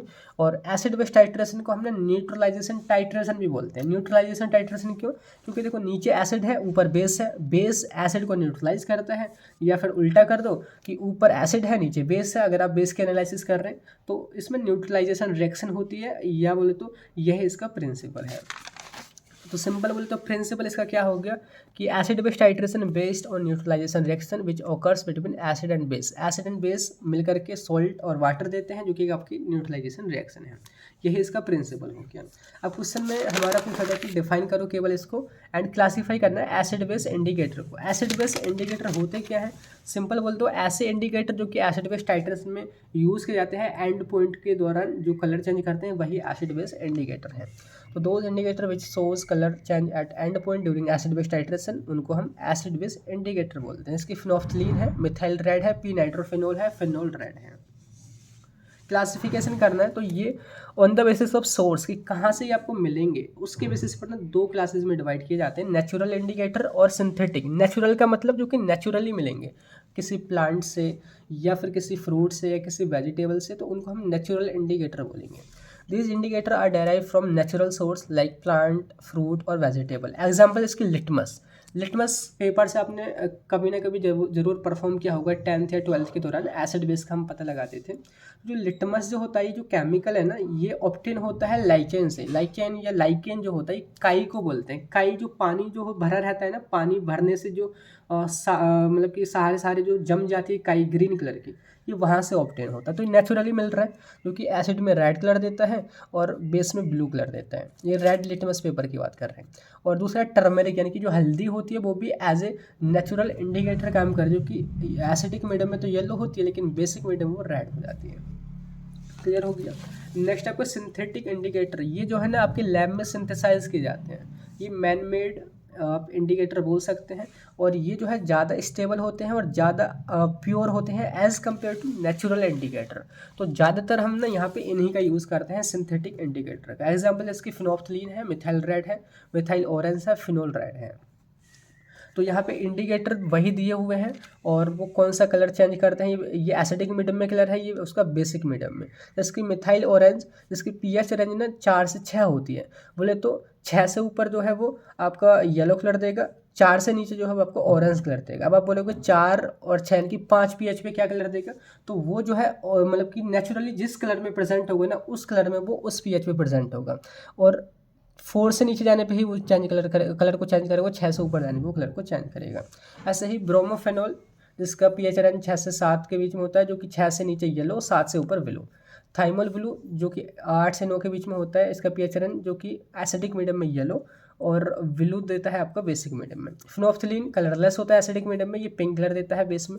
फिनोल रेड, जिसकी ये इतनी रेंज होती है और येलो कलर देता है, ये बेसिक एसिडिक मीडियम में और बेसिक मीडियम में रेड कलर देता है। तो इनमें से आप केवल 2 को याद रख लो, फिनोफ्थलीन को याद रख लो और इसके अलावा आप मिथाइल ऑरेंज को याद रख लो, तो बस यही आपके लिए इनफ हो जाएगा। बात करते हैं थ्योरीज ऑफ इंडिकेटर, यहाँ पे पूछा है। अच्छा, थ्योरीज क्या है, मतलब कि ये थ्योरी एक तरीके की एक्सप्लेनेशन है कि आखिर आपके जो इंडिकेटर हैं वो काम कैसे करते हैं। हमने इंडिकेटर का काम समझा ना कि वो कलर चेंज करते हैं एंड पॉइंट आते ही। अब वो कलर चेंज क्यों कर देते हैं, क्या रीज़न है, क्या प्रोसेस है, वो अलग अलग 2 साइंटिस्ट या 2 थ्योरीज ने समझाई है, वही इसकी थ्योरी कही जाएंगी। तो लिखना है कि there are 2 theories of indicator which explain how an indicator work या change the colour of solution. इसमें 2 आते हैं, ऑस्टवर्ल्ड की थ्योरी और क्यूनोनॉइड या रेजोनेंस की थ्योरी। ऑस्टवर्ल्ड की जो थ्योरी है, एक साइंटिस्ट है आपके विलहेल्म ऑस्टवर्ल्ड, उन्होंने 1904 में इसको प्रपोज किया था। उन्होंने इसको दिया था कि आखिर कैसे कलर चेंज होता है इंडिकेटर का, या इंडिकेटर कैसे कलर चेंज करता है। तो इसके 2 पॉइंट आप याद रख लो, बहुत सिंपल है। पहला है कि according to this theory the colour change is due to ionisation of acid base indicator, कि जो भी एसिड बेस इंडिकेटर है या तो एसिड होगा या वो बेस होगा। देखो मैं आपको बता दूं, जो इंडिकेटर होते हैं ना, वह तो वीक एसिड होंगे या वीक बेस होंगे। तो वो कलर क्यों चेंज करते हैं, तो लिखा है कि the colour change is due to ionisation, ionisation की वजह से कलर चेंज होता है इस थ्योरी के अकॉर्डिंग। अब ये आयोनाइजेशन क्या है, मतलब कि किसी भी मॉलिक्यूल का आयंस में टूट जाना। जैसे सिंपल समझो, यहाँ पे हमने फिनोफ्थलीन का एग्जांपल ले रखा है। फिनोफ्थलीन हमारा ना वीक एसिड होता है, ये नेचुरली वीक एसिड होता है। अब इसको हमने HPH लिख सकते हैं। देखो वीक एसिड यानी कि एसिड है जो कि हाइड्रोजन आयन को दे सकता है, तो हमने H को अलग रख लिया। और PH जो है फिनोफ्थलीन के वर्ड में स्टार्टिंग से आया, तो PH HPH इसको हमने शॉर्ट में रख लिया, ये हमारा फिनोफ्थलीन ही है। तो फिनोफ्थलीन HPH जो कि बिल्कुल भी डिसोसिएट नहीं है, बोले तो आयोनाइज नहीं है, तो वो एसिडिक मीडियम में कलरलेस होता है। जैसे ही वो आयंस में कन्वर्ट होता है, H+ को छोड़ करके PH- में कन्वर्ट होता है, ये पिंक कलर में कन्वर्ट हो जाता है। क्या समझे कि यहाँ पे जो हमारा जो भी कोई इंडिकेटर है ना, वो तब कलर देता है जब वो आयंस में टूटता है या उसका आयोनाइजेशन होता है। जब वो आयोनाइज नहीं है तो अनडिसोसिएट है, तो वो जो भी उसका कलर है वो कलर रहेगा, और डिसोसिएट होने के बाद वो अलग कलर में कन्वर्ट हो जाएगा। और ये जो कलर या इनका जो चेंजिंग जो होती है वो जब ही होती है जब पीएच चेंज होता है, ठीक है, यानी कि एंड पॉइंट में। तो दोबारा से आप पढ़ सकते हैं कि the colour change is due to ionisation of acid base indicator, ionisation की वजह से होता है।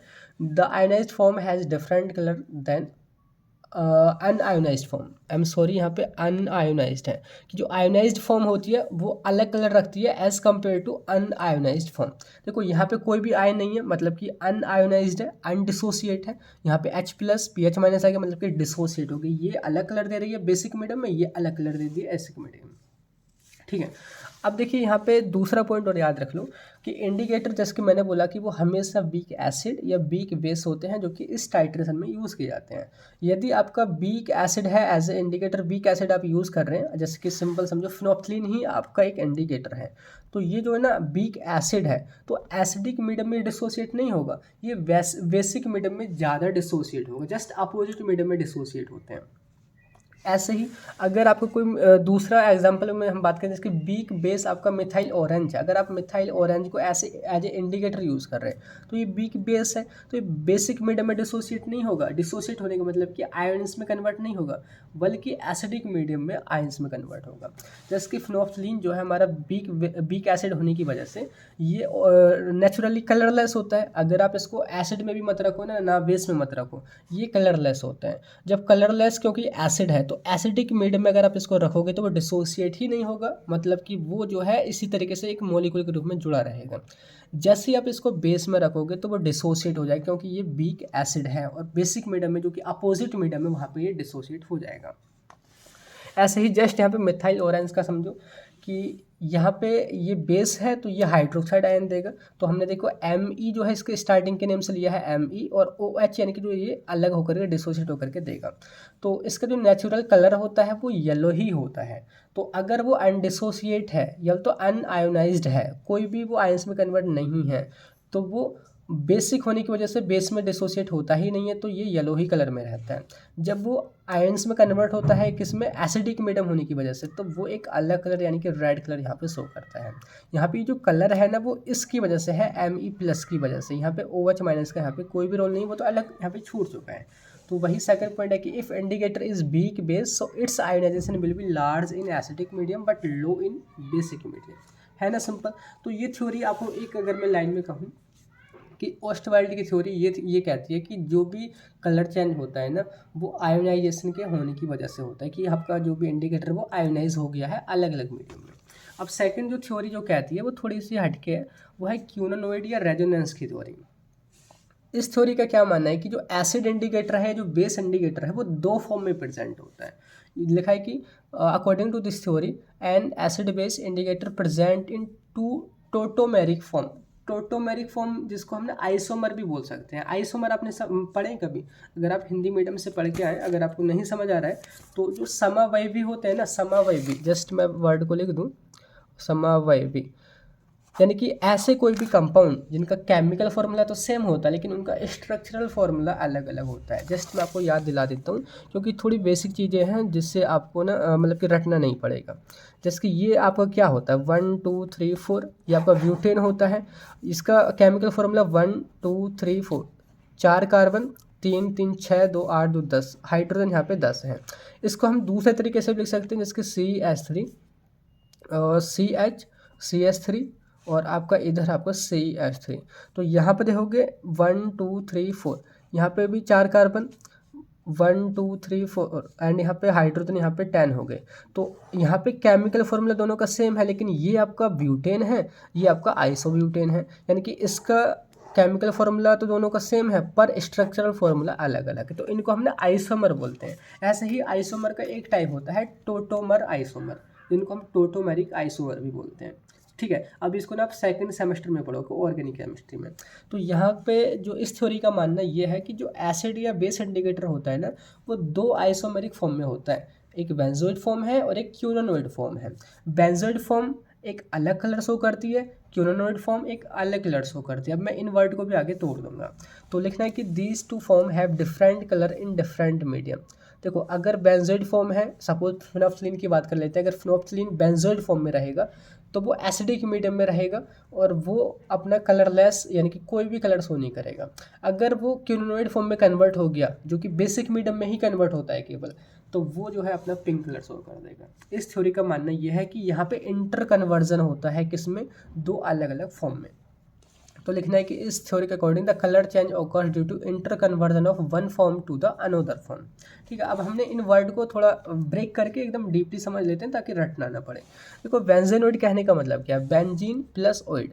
बेंजीन आप जानते हैं ये जो है ना 6 मेंबर रिंग होती है, 1 2 3 4 5 6 मेंबर्ड रिंग है, जिसमें single double single double single double इस तरीके से यहाँ पे पाई जो आपके इलेक्ट्रॉन में डीलोकलाइज है, यानी कि काफ़ी ज़्यादा स्टेबल ये रिंग होती है। एंड ओइड का मतलब होता है एज लाइक, यानी कि उसके जैसा। तो ये जो फॉर्म होती है ना बेंजीन की जैसी होती है, वो तो बेंजीन के जैसे वो दिखती है। अभी मैं आपको दूसरा एग्जांपल बताऊंगा फिनोल्फथलीन वाला, तब आपको बेटर क्लियर होगा। क्यूनोनोइड कहने का मतलब है कि क्यूनोन प्लस ओइड। क्यूनोन कुछ इस तरीके से होता है कि यहाँ पे देखो डबल बॉन्ड करके ओ लगा होता है, इधर भी डबल बॉन्ड करके ओ, और इस तरीके से यहाँ पे single double single single double single, इस तरीके से यहाँ पे बॉन्डिंग होती है। तो ये हमारा क्यूनोन है। तो क्यूनोनोइड फॉर्म जो है ना वो क्यूनोन के जैसे होती है, क्यूनोन के जैसे वो दिखती है। क्लियर। अब देखो इंटर कन्वर्जन कैसे होता है। कोई इंडिकेटर आपका एसिडिक मीडियम है तो सपोज बेंजोइड फॉर्म में है, बेंजोइड फॉर्म में रहेगा, देखो सेम वही चीज़ मैंने उठा के इस तरीके से रख दिया, खोला है बस इसको, यहाँ पे कार्बन, यहाँ कार्बन, यहाँ कार्बन, यहाँ कार्बन, यहाँ कार्बन, तो वही है कार्बन कार्बन कार्बन, और उनके हाइड्रोजन मैंने यहाँ पे दिखा दिए हैं। इधर जो है ना मैंने रिमेनिंग ग्रुप छोड़ रखे हैं आर, यानी कि रिमेनिंग ग्रुप, इधर भी आर, यानी कि यहाँ हाइड्रोक्साइड आयन जोड़ सकता है, या फिर कोई भी आपका CH3 मिथाइल इथाइल ग्रुप कोई भी यहाँ पे जुड़ सकता है। इधर ये इंटर कन्वर्ट जब भी होता है क्यूनोनोइड फॉर्म में तो यहाँ पे डबल बॉन्ड आ जाते हैं, यहाँ पे ऑक्सीजन भी जुड़ सकता है या कुछ भी जुड़ सकता है। तो अब एग्जांपल से समझ लो, आपको देखो यहाँ पे इमेज से समझ आएगा कि ये जो ना फिनोफ्थलीन है, फिनोफ्थलीन ये अभी एसिडिक मीडियम में है। हमने बोला कि एसिडिक मीडियम में फिनोफ्थलीन है कलरलेस रहती है। अब जब वो कलरलेस है तो यहाँ पे जो है ना वो बेंजोइड फॉर्म में है। देखो ये आप देखो बेंजीन है ना, ये बेंजीन है, आप देखोगे ये यहाँ पे बेंजीन है, बेंजीन में सिंपल हाइड्रोक्साइड आयन जुड़ गया, इसको हम बोलते हैं फिनॉल, ये भी फिनॉल है, ये भी बेंजीन है। तो जब बेंजीन की जैसी फॉर्म में रहती है फिनोफ्थलीन तो वो एसिडिक मीडियम में ही रहती है केवल, और वो कलरलेस रहती है। जब पीएच जैसे ही चेंज होता है, बेसिक मीडियम जैसे ही होता है, तो वो जो फॉर्म थी पहले बेंजीन जैसी, अब वो यहाँ पे क्यूनोनोइड फॉर्म में कन्वर्ट हो गया। आया डिफरेंस। तो यही जो चेंजिंग हुई है ना यहाँ पे इस तरीके से, ये अब बेसिक मीडियम में इस फॉर्म की वजह से पिंक कलर आ रहा है। तो ये इस थ्योरी का कहना ये है कि ये ना इंटर कन्वर्जन होता है दो बेंजोनोइड और क्यूनोनोइड फॉर्म के बीच में। तो मोस्ट ऑफ द जो है ना यही थ्योरी एप्लीकेबल होती है ऑस्टोवल थ्योरी, लेकिन आपने दोनों यहाँ पे समझना है। क्लियर हो गया होगा। अब देखिए नेक्स्ट में हमारा जो क्वेश्चन बनता है ना वो है कि explain various neutralisation curve of acid base titration. Acid base titration को हम न्यूट्रलाइजेशन टाइट्रेशन भी बोलते थे। तो सिंपल ये ऐसे भी पूछा जा सकता है कि एसिड बेस टाइट्रेशन के कर्व के बारे में बताइए, जो कि लॉन्ग में क्वेश्चन बनता है। सिंपल न्यूट्रलाइजेशन कर्व को अगर हम ब्रेक करें, न्यूट्रलाइजेशन का मतलब है कि यहाँ पे हम एसिड बेस यूज़ कर रहे हैं एज ए सैम्पल और एज ए स्टैंडर्ड, जो कि एक दूसरे को न्यूट्रलाइज करते हैं, और वही रिएक्शन न्यूट्रलाइजेशन कही जाती है। कर्व का मतलब है ग्राफिकल रिप्रेजेंटेशन, जिसकी मैंने यहाँ पे आपको दिखा रखा है। इस तरीके से ग्राफ से आपने बनाना है, घबराना नहीं है, देख करके घबराना नहीं, जस्ट वेट करो, एकदम इजी हो जाएगा। तो यहाँ पे क्या रिप्रेजेंट करते हैं, देखो यहाँ पे समझो कि ये आपका स्टैंडर्ड है, ये आपका यहाँ पे जो भी सैंपल जिसके आप एनालिसिस कर रहे हैं वो है। अब हम क्या करते हैं, एक ग्राफ खींचते हैं। ग्राफ कैसे खींचे जाते हैं जिसकी मैं पहले आपको बता देता हूँ। इस वाई एक्स पे, ये हमारी वाई एक्स है, इस पर हमने पीएच स्केल सा बना दिया, जिसकी 0, ये हमारा 0 पीएच, जैसे सेम पीएच स्केल होता है 1 2 3 4 5 6, ये इस तरीके से ना 11 12 14 तक जाता है, जो कि पीएच स्केल हमारा होता है। ये हमने इधर पीएच स्केल दिखा दिया। इधर हमारा एक्स एक्सिस पे हम यहाँ लिख देते हैं वॉल्यूम ऑफ स्टैंडर्ड। स्टैंडर्ड का मतलब क्या है, जो भी ब्यूरेट में हमारा भरा हुआ है उसका वॉल्यूम। मतलब कि जब हम इस सैंपल में, यानी कि जो सपोज एसिडिक है और ऊपर हमारा बेस है, जब हम एसिड में बार बार जब हम सोडियम हाइड्रोक्साइड या तो बेस को डालते हैं तो उसके पीएच में कैसे चेंज होता है पूरे टाइट्रेशन प्रोसेस के दौरान, वो आपने बताना है। तो सिंपल जैसे कि मैंने यहाँ पे जस्ट अभी इसको दोबारा बताऊँ, खैर जस्ट आप समझो कि पहले सपोज ये एसिड था, यानी कि स्टार्टिंग में जो इसका जो पीएच होगा वो एसिडिक पीएच होगा, यानी कि 1 के करीब होगा। धीरे धीरे जब ऊपर से बेस डालते जाओगे धीरे धीरे बढ़ता जाएगा। और हमने यहाँ पे ना 20 ml एसिड लिया है, तो जब तक 20 ml ऊपर से यहाँ पे बेस नहीं आएगा तो पीएच नहीं बढ़ेगा, क्योंकि जब तक तभी तो पीएच बढ़ेगा ना, तब बेसिक मीडियम यहाँ पे बनने लग जाएगा। तो तुरंत यहाँ पे 20 के करीब आया तो ये इंक्रीज होने लग जाएगा और ये ऊपर तक जाएगा बेसिक मीडियम तक, क्योंकि यहाँ पे हम लगातार बेस ऐड करते जा रहे हैं। तो एक ना प्लॉट हमने यहाँ पे खींचा है, ये एक तरीके से कर्व बना दिया है। अब उसी को डिफाइन कर दो कि न्यूट्रलाइजेशन कर्व एक टाइप का ग्राफ होता है विच शोज, जो शो करता है how the pH of solution changes as an acid and base react and neutralise each other during acid base titration. यानी कि एसिड बेस टाइट्रेशन के दौरान कैसे एसिड बेस एक दूसरे को न्यूट्रलाइज करते हैं, ये ग्राफ उसी को रिप्रेजेंट करता है। और इसको हम एसिड बेस टाइट्रेशन कर्व भी बोलते हैं। ये किसके बीच में प्लॉट किया जाता है, ये खींचा जाता है पीएच स्केल तो पीएच के बीच में और वॉल्यूम ऑफ टाइट्रेंट यानी कि स्टैंडर्ड के वॉल्यूम के बीच में। यहाँ पे देखो टाइट्रेंट जब तो स्टैंडर्ड का वॉल्यूम है, यहाँ पे आपका पीएच है। क्लियर हो गया। ये जो ना 4 टाइप के होते हैं। अभी 4 टाइप किसके बेसिस पर है कि आप कैसा एसिड और कैसा बेस यूज़ कर रहे हैं। तो देखो एसिड और बेस 2 टाइप के होते हैं। यहाँ पर एसिड हो गया, एक आपका स्ट्रॉन्ग हो गया, स्ट्रॉन्ग, एक आपका वीक हो गया, weak acid, weak base, weak strong acid, weak acid. और बेस की बात करें तो बेस भी आपके 2 ही होते हैं, strong base and week base, weak base. तो अगर आप स्ट्रॉन्ग एसिड और स्ट्रॉन्ग बेस लेते हैं तो एक टाइप हो गया। अगर आप स्ट्रॉन्ग एसिड और वीक बेस लेते हैं तो यहाँ पे 2 टाइप हो गया। ऐसे ही अगर आप स्ट्रॉन्ग बेस और वीक एसिड लेते हैं तो एक तीसरा टाइप बन गया। ऐसे ही अगर आप वीक एसिड और वीक बेस लेते हैं तो एक चौथा टाइप बन गया। तो इस तरीके से ये ना क्लासिफिकेशन होता है एसिड बेस टाइट्रेशन का, और उसी बेसिस पे ये जो ना 4 तरीके से ना प्लॉट किए जाते हैं, strong acid and strong base, strong acid and weak acid and strong base, weak acid and weak base. Clear. पहले हम समझते हैं strong acid and strong base. थोड़ा मैं आपको ये भी बता दूं कि स्ट्रॉन्ग एसिड किसको बोलते हैं और स्ट्रॉन्ग बेस किसको बोलते हैं, या वीक एसिड किसको बोलते हैं। देखो हमने आर्यन की थ्योरी पढ़ी थी कि ये उसी के बेसिस पर सारा कुछ अभी चल रहा है कि एसिड वो होते हैं जो कि वाटर में मिलाए जाने पर H+ आयन देते हैं, जिसकी HCl है। HCl को जब भी हम वाटर में मिलाते हैं, जिसकी सिंपल मैं आपको यहाँ पे दिखाऊँ, HCl + H2O, ये जो है कम्प्लीटली डिसोसिएट हो जाता है क्योंकि ये स्ट्रॉन्ग एसिड है। ये H3O यानी कि हाइड्रोनियम आयन देता है, प्लस यहाँ पे जो है आपका क्या बचा, H3O + Cl- यहाँ पे देता है। ये कम्प्लीटली डिसोसिएट जो भी हो जाए वाटर में वो आपका स्ट्रॉन्ग एसिड है। एक आपका एसिडिक एसिड CH3COOH, जिसको हम वाटर में अगर डिसोसिएट करें तो वो पूरी तरीके से डिसोसिएट नहीं होता, पार्शियली, मतलब कि थोड़ा बहुत, आधा अधूरा। ये भी आपका H3O+ आयन तो देगा, प्लस CH3CO- यहाँ पे देगा, पर ये जो है पूरी तरीके से डिसोसिएट नहीं हुआ है। सपोज करो कि अगर ये यहाँ पे 40% डिसोसिएट हुआ है तो अभी 60% ये डिसोसिएट हुआ ही नहीं है। तो ये वीक एसिड है, मतलब कुछ हद तक ये डिसोसिएट हो रहा है वाटर में, और ये कम्प्लीटली 100% दोनों तरफ ये जो है आयनाइज हो चुका है। तो डिफरेंस समझ आए कि एसिड में मतलब कि स्ट्रॉन्ग एसिड क्या होता है और वीक एसिड क्या। ऐसे ही बेस में भी सेम होता है कि वो हाइड्रोक्साइड आयन जो ज़्यादा देते हैं कम्प्लीटली डिसोसिएट होकर के, वो आपका स्ट्रॉन्ग बेस, और जो कम देते हैं वो आपके वीक बेस। ठीक है। तो यहाँ पे पहला है स्ट्रॉन्ग एसिड और स्ट्रॉन्ग बेस के बीच में। तो लिखा है कि here strong acid is neutralise against strong base. यहाँ पे एसिड को एज ए हम यहाँ पे सैंपल ले रहे हैं, जिसमें आपका HCl आप स्ट्रॉन्ग एसिड ले सकते हैं, जो कि HCl स्ट्रॉन्ग एसिड ही होता है। इसमें इंडिकेटर आपका मिला हुआ है जो कि हमारा टोटल 20 ml है। ऊपर हमारा स्ट्रॉन्ग बेस NaOH हमने यूज़ किया है। तो अब देखो यहाँ पे सिंपल, इधर pH होगा, इसको आप पहले वाले को अच्छे से समझ लो। इधर आपका वॉल्यूम रहेगा उसी का, यानी कि स्टैंडर्ड का, जो कि आपका यहाँ पे भरा हुआ है। अब यहाँ पे आप वॉल्यूम जैसे कि डालते जा रहे हैं, तो कितना वॉल्यूम डाल रहे हैं कि उसमें पीएच में कितना लगातार चेंज हो रहा है। समझ रहे हो कि स्टार्टिंग में जैसे कि सपोज यहाँ पे ये हमने बिल्कुल भी वॉल्यूम नहीं डाला, तो ये अभी कौन सा मीडियम है, एसिडिक मीडियम, और इसमें स्ट्रॉन्ग एसिड है, तो पीएच कितना होगा, जस्ट 1-2 के करीब होगा। और लगातार जब इस वॉल को खोल करके इसमें बूंद बूंद बूंद बूंद लगातार आप डालते जा रहे हो, तो ये धीरे धीरे ग्रेजुअली धीरे धीरे बढ़ेगा।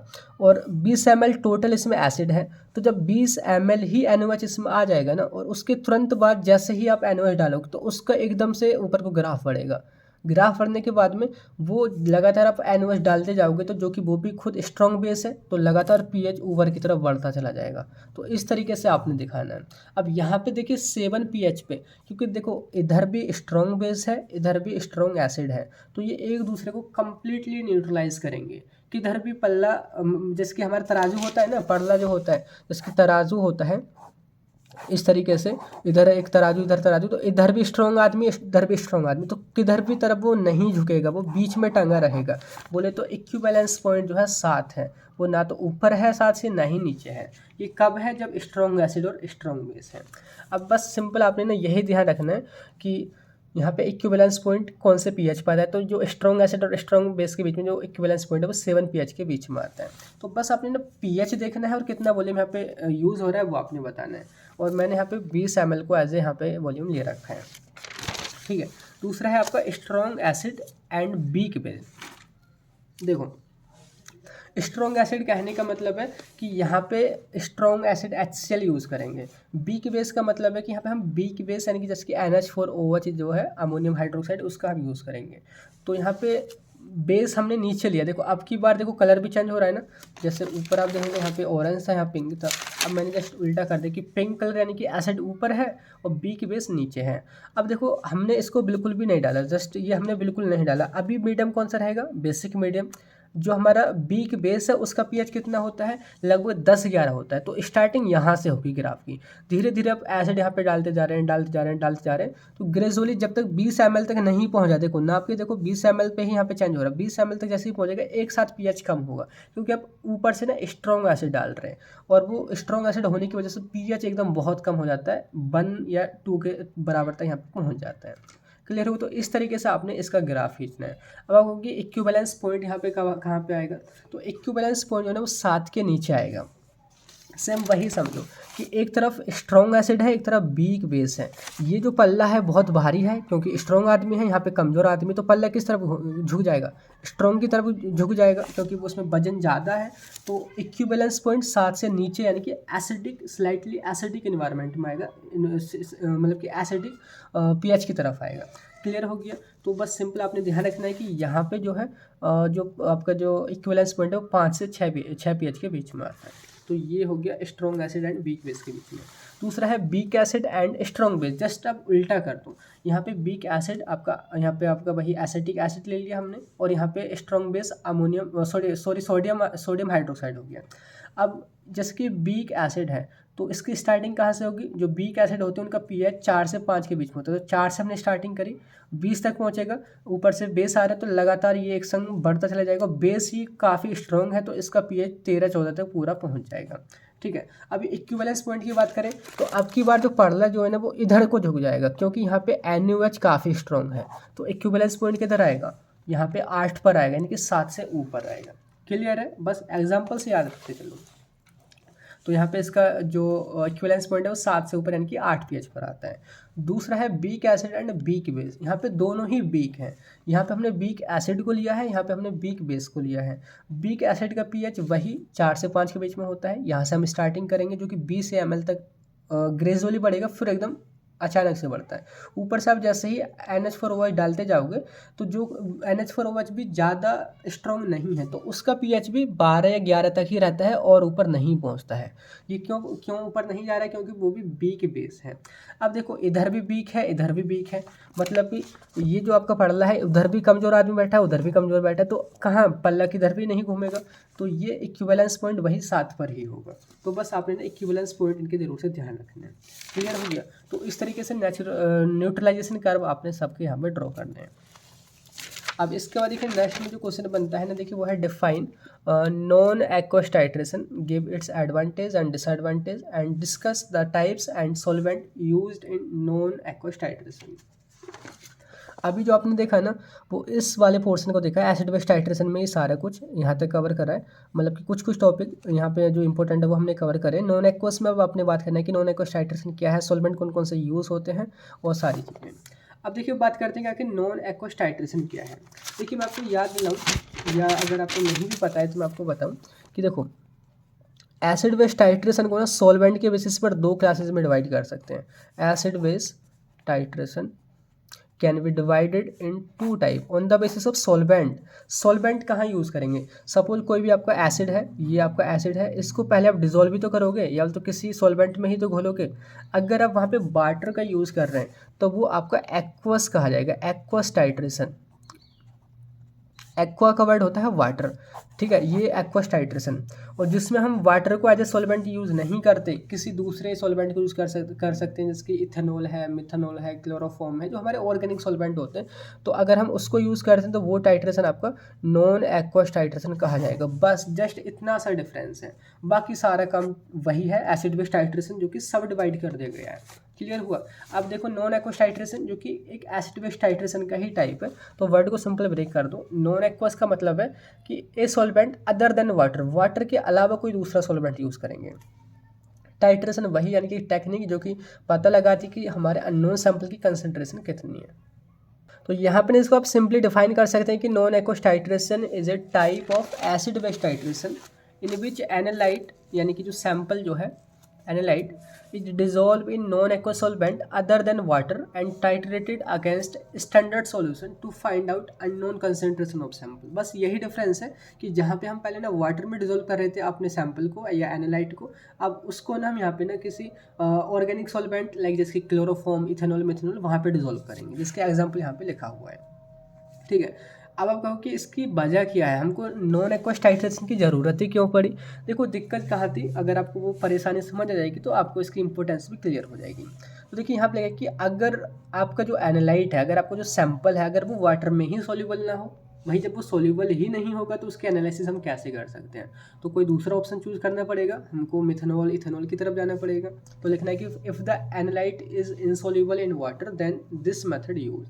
सेकंड है कि if the analyte is reactive with water, अगर आपका जो सैंपल है, आपका जो एनालाइट अगर वही वाटर के साथ रिएक्शन करने लग जाए तो दिक्कत होगी।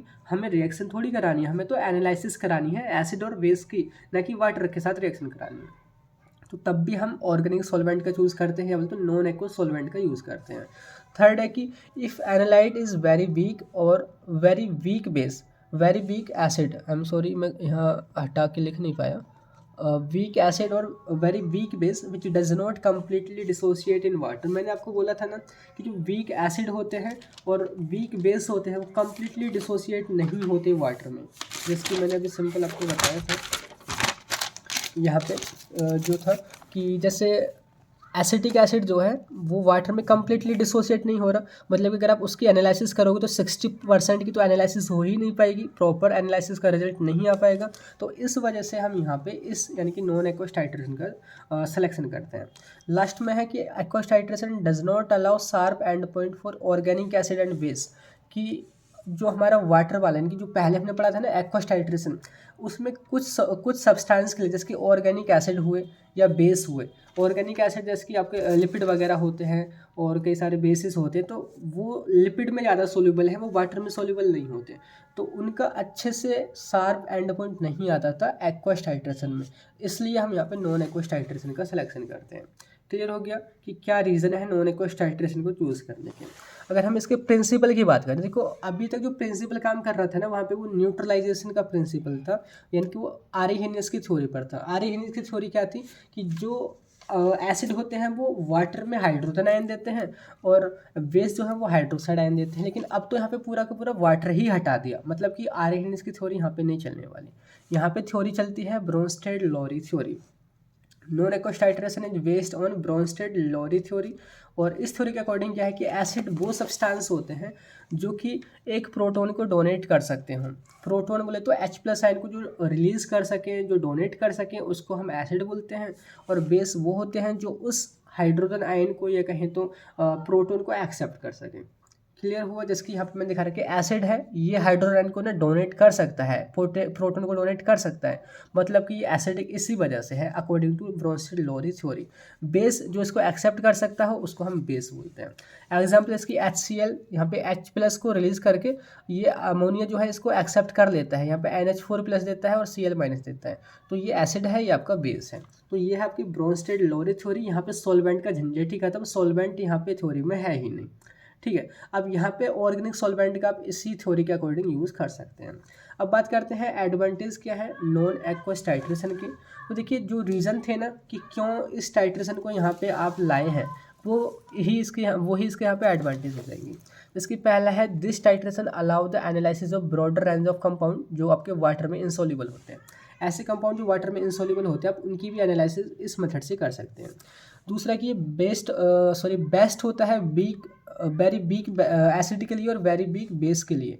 मैंने बोला वो वाटर में कंप्लीट डिसोसिएट नहीं होते, तो वो इस मेथड के थ्रू अच्छी तरह से एनालाइज किए जा सकते हैं। नेक्स्ट है कि कुछ जो कंपाउंड है वो वाटर में स्टेबल नहीं होते हैं, वो कम स्टेबल होते हैं as compare to non aqueous solvent, तो हम इसी का सिलेक्शन करते हैं।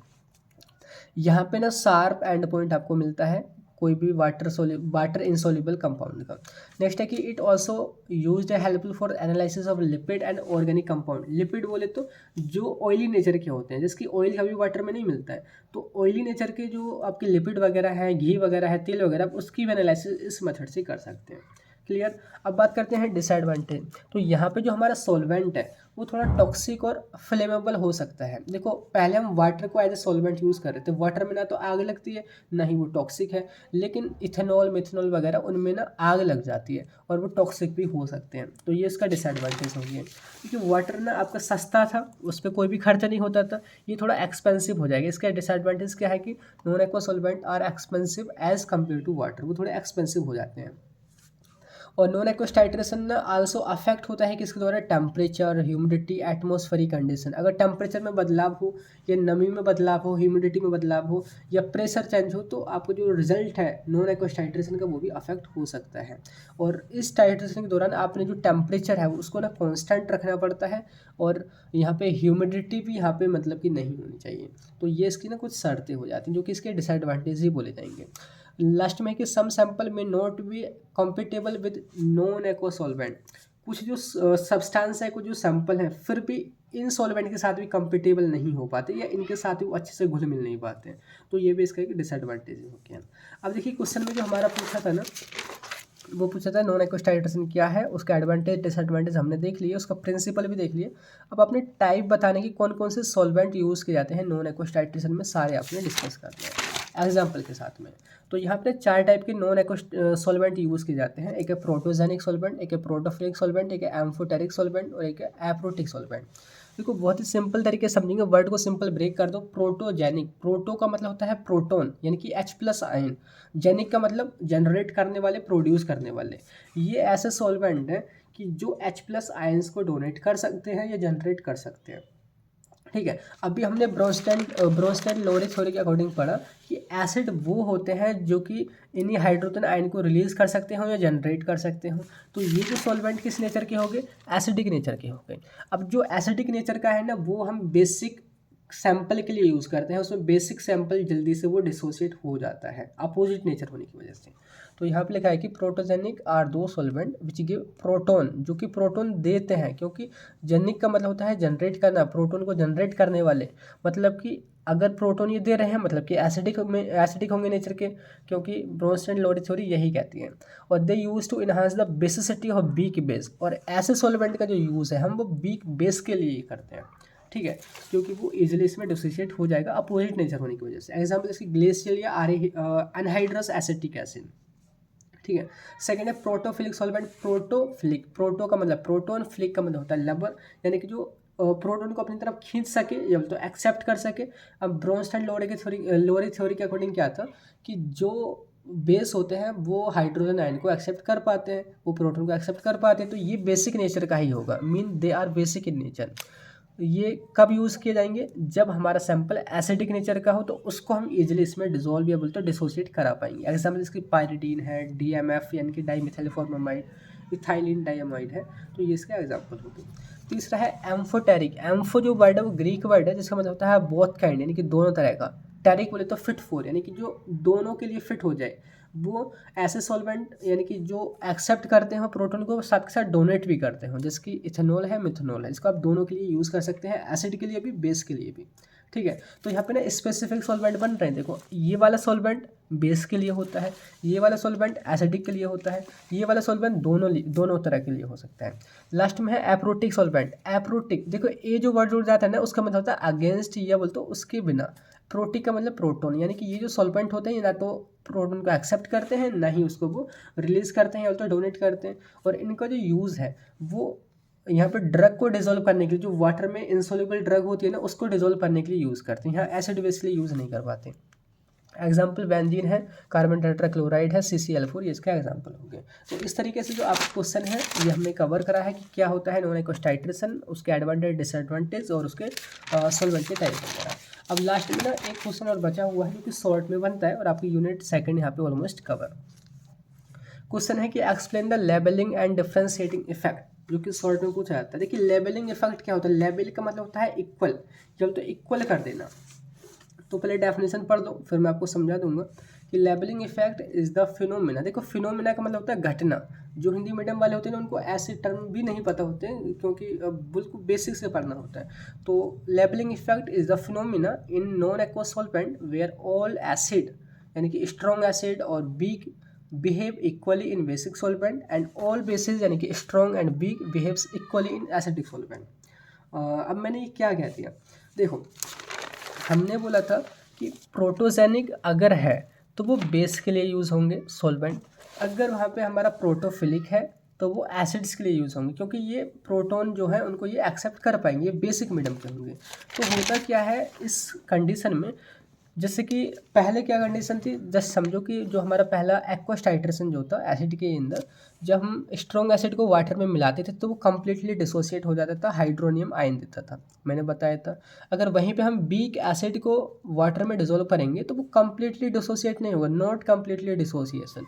तो ये सपोज यहाँ पे केवल 60% वो डिसोसिएट हुआ है, पर 40% फिर भी रह चुका है। अभी क्यों रहा है, क्योंकि यहाँ पे सॉल्वेंट वाटर है, इसकी वजह से। अब क्या हो कि यहाँ पे हम एसिड जैसे कि हमारा सैंपल और यहाँ पे हम सॉल्वेंट बेस ले लें, इनके अपोजिट नेचर का ले लें। अब इस कंडीशन में वीक एसिड भी एक स्ट्रॉन्ग बेस की तरह स्ट्रॉन्ग एसिड की तरह काम करेगा। मतलब स्ट्रॉन्ग एसिड तो कम्प्लीटली डिसोसिएट होगा ही होगा, साथ के साथ वीक एसिड भी कम्प्लीटली डिसोसिएट हो जाएगा, क्योंकि अपोजिट नेचर का सॉल्वेंट मिल गया। और यही कहा जाता है इक्वल कर देना, यानी कि स्ट्रॉन्ग और वीक को दोनों को बराबर कर देना, वही लेवलिंग इफेक्ट कहा जाता है। यहाँ पे एग्जांपल आगे देखो कि पहले हम HCl को वाटर के साथ मतलब कि मिला रहे थे, तब भी वो कम्प्लीटली डिसोसिएट हो रहा था, और अब भी बेस के साथ मिलाएंगे तब भी वो कम्प्लीटली डिसोसिएट हो जाएगा, NH4+ आयन देगा। लेकिन जो वीक एसिड जो पहले डिसोसिएट नहीं हो रहा था ना, उसको भी ना इसने बराबर कर दिया, इक्वल कर दिया। अगर यहाँ पे हम बेसिक आपका सॉल्वेंट ले लेंगे तो यहाँ पे वही NH4+ देगा, और आपका CH3CO- यानी कि यहाँ पे भी कम्प्लीटली डिसोसिएशन हो जाएगा।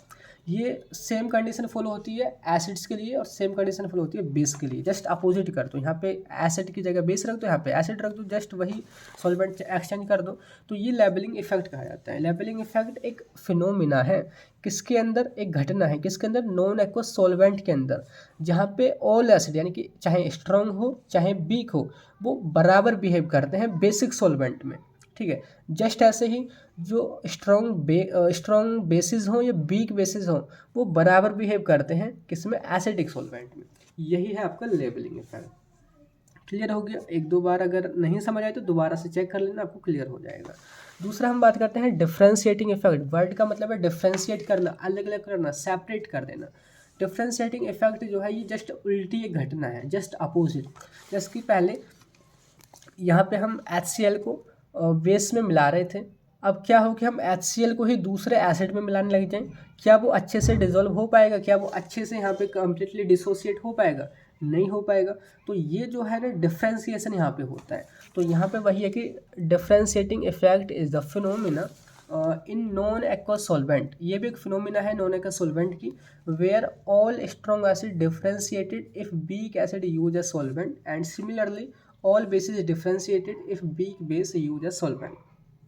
एग्जाम्पल से समझो कि पहले हम नॉर्मली जो हमारा एक्वस टाइट्रेशन था ना, उसमें हम स्ट्रॉन्ग बेस जैसे कि HCl है, HBr है, HI यानी कि hydrogen iodide, hydrogen bromide, hydrogen chloride, सारे के सारे जो है हमारे स्ट्रॉन्ग एसिड है, स्ट्रॉन्ग एसिड है।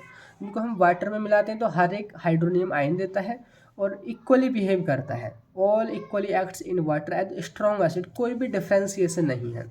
अगर वहीं वाटर की जगह यहाँ पे वीक एसिड ले लें, हाइड्रोजन आयोडाइड को वीक एसिड में मिलाएं, हाइड्रोजन ब्रोमाइड को वीक एसिड यानी कि एसिटिक एसिड में मिलाएं, यहाँ पे वीक एसिड में मिलाएं, तो अब जो है ना सारे इक्वली बिहेव नहीं करेंगे, अब सभी का नेचर बदल जाएगा।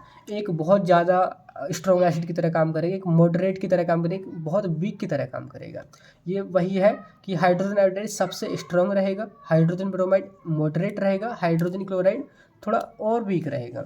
ये क्यों हुआ है, क्योंकि यहाँ पे जो सॉल्वेंट है वो हमारा एसिडिक है और यहाँ पे हमारा सैंपल भी एसिडिक है, तो वो अच्छे से डिसोसिएट हो ही नहीं पाएंगे और वो डिफ्रेंशिएट हो जाएंगे। जैसे कि यहाँ पे ये मोर स्ट्रॉन्ग है, हाइड्रोजन आयोडाइड सबसे ज़्यादा स्ट्रॉन्ग एसिड यहाँ पे है, क्योंकि ये आयोडीन जो है ना सबसे ज़्यादा स्टेबल हैलाइड दे रहा है, ये सबसे ज़्यादा स्टेबल होता है, ठीक है, आयोडीन वाला। एंड उसके बाद बीच में जो है ब्रोमाइड वाला वो मॉडरेट होता है, मीडियम टाइप का। नीचे जो HCl है वो सबसे लेस या तो सबसे वीक एसिड कहा जाएगा अमोंग देम, इन सभी के बीच में। अगर एक एक करके देखें तो सभी स्ट्रॉन्ग है, पर इन तीनों के बीच कंपेयर किया जाए तो ये सबसे वीक है, ये सबसे स्ट्रॉन्ग है। तो ये डिफ्रेंसिएशन किसने किया? इस सॉल्वेंट ने। जब हमने सॉल्वेंट का सिलेक्शन किया तो ये भी एक डिफ्रेंशिएटिंग इफेक्ट, एक घटना है किसके अंदर? नॉन एक्वा सॉल्वेंट के अंदर। बहुत ही इंपॉर्टेंट क्वेश्चन शॉर्ट में पूछा जाता है। और फाइनली ये जो है हमारा ये टॉपिक, या तो ये जो हमारी दोनों यूनिट्स हमने कवर कर ली हैं। आई होप आपको क्लियर हो गया होगा first and unit number second. अब बाकी की जो तीनों यूनिट्स हैं उनको हम एक सिंगल वीडियो पार्ट सेकंड में कवर करेंगे। तो मिलते हैं फिर नेक्स्ट वीडियो में। आप मेरे को कमेंट भी कर सकते हैं। तब तक के लिए bye bye, thank you, have a nice day.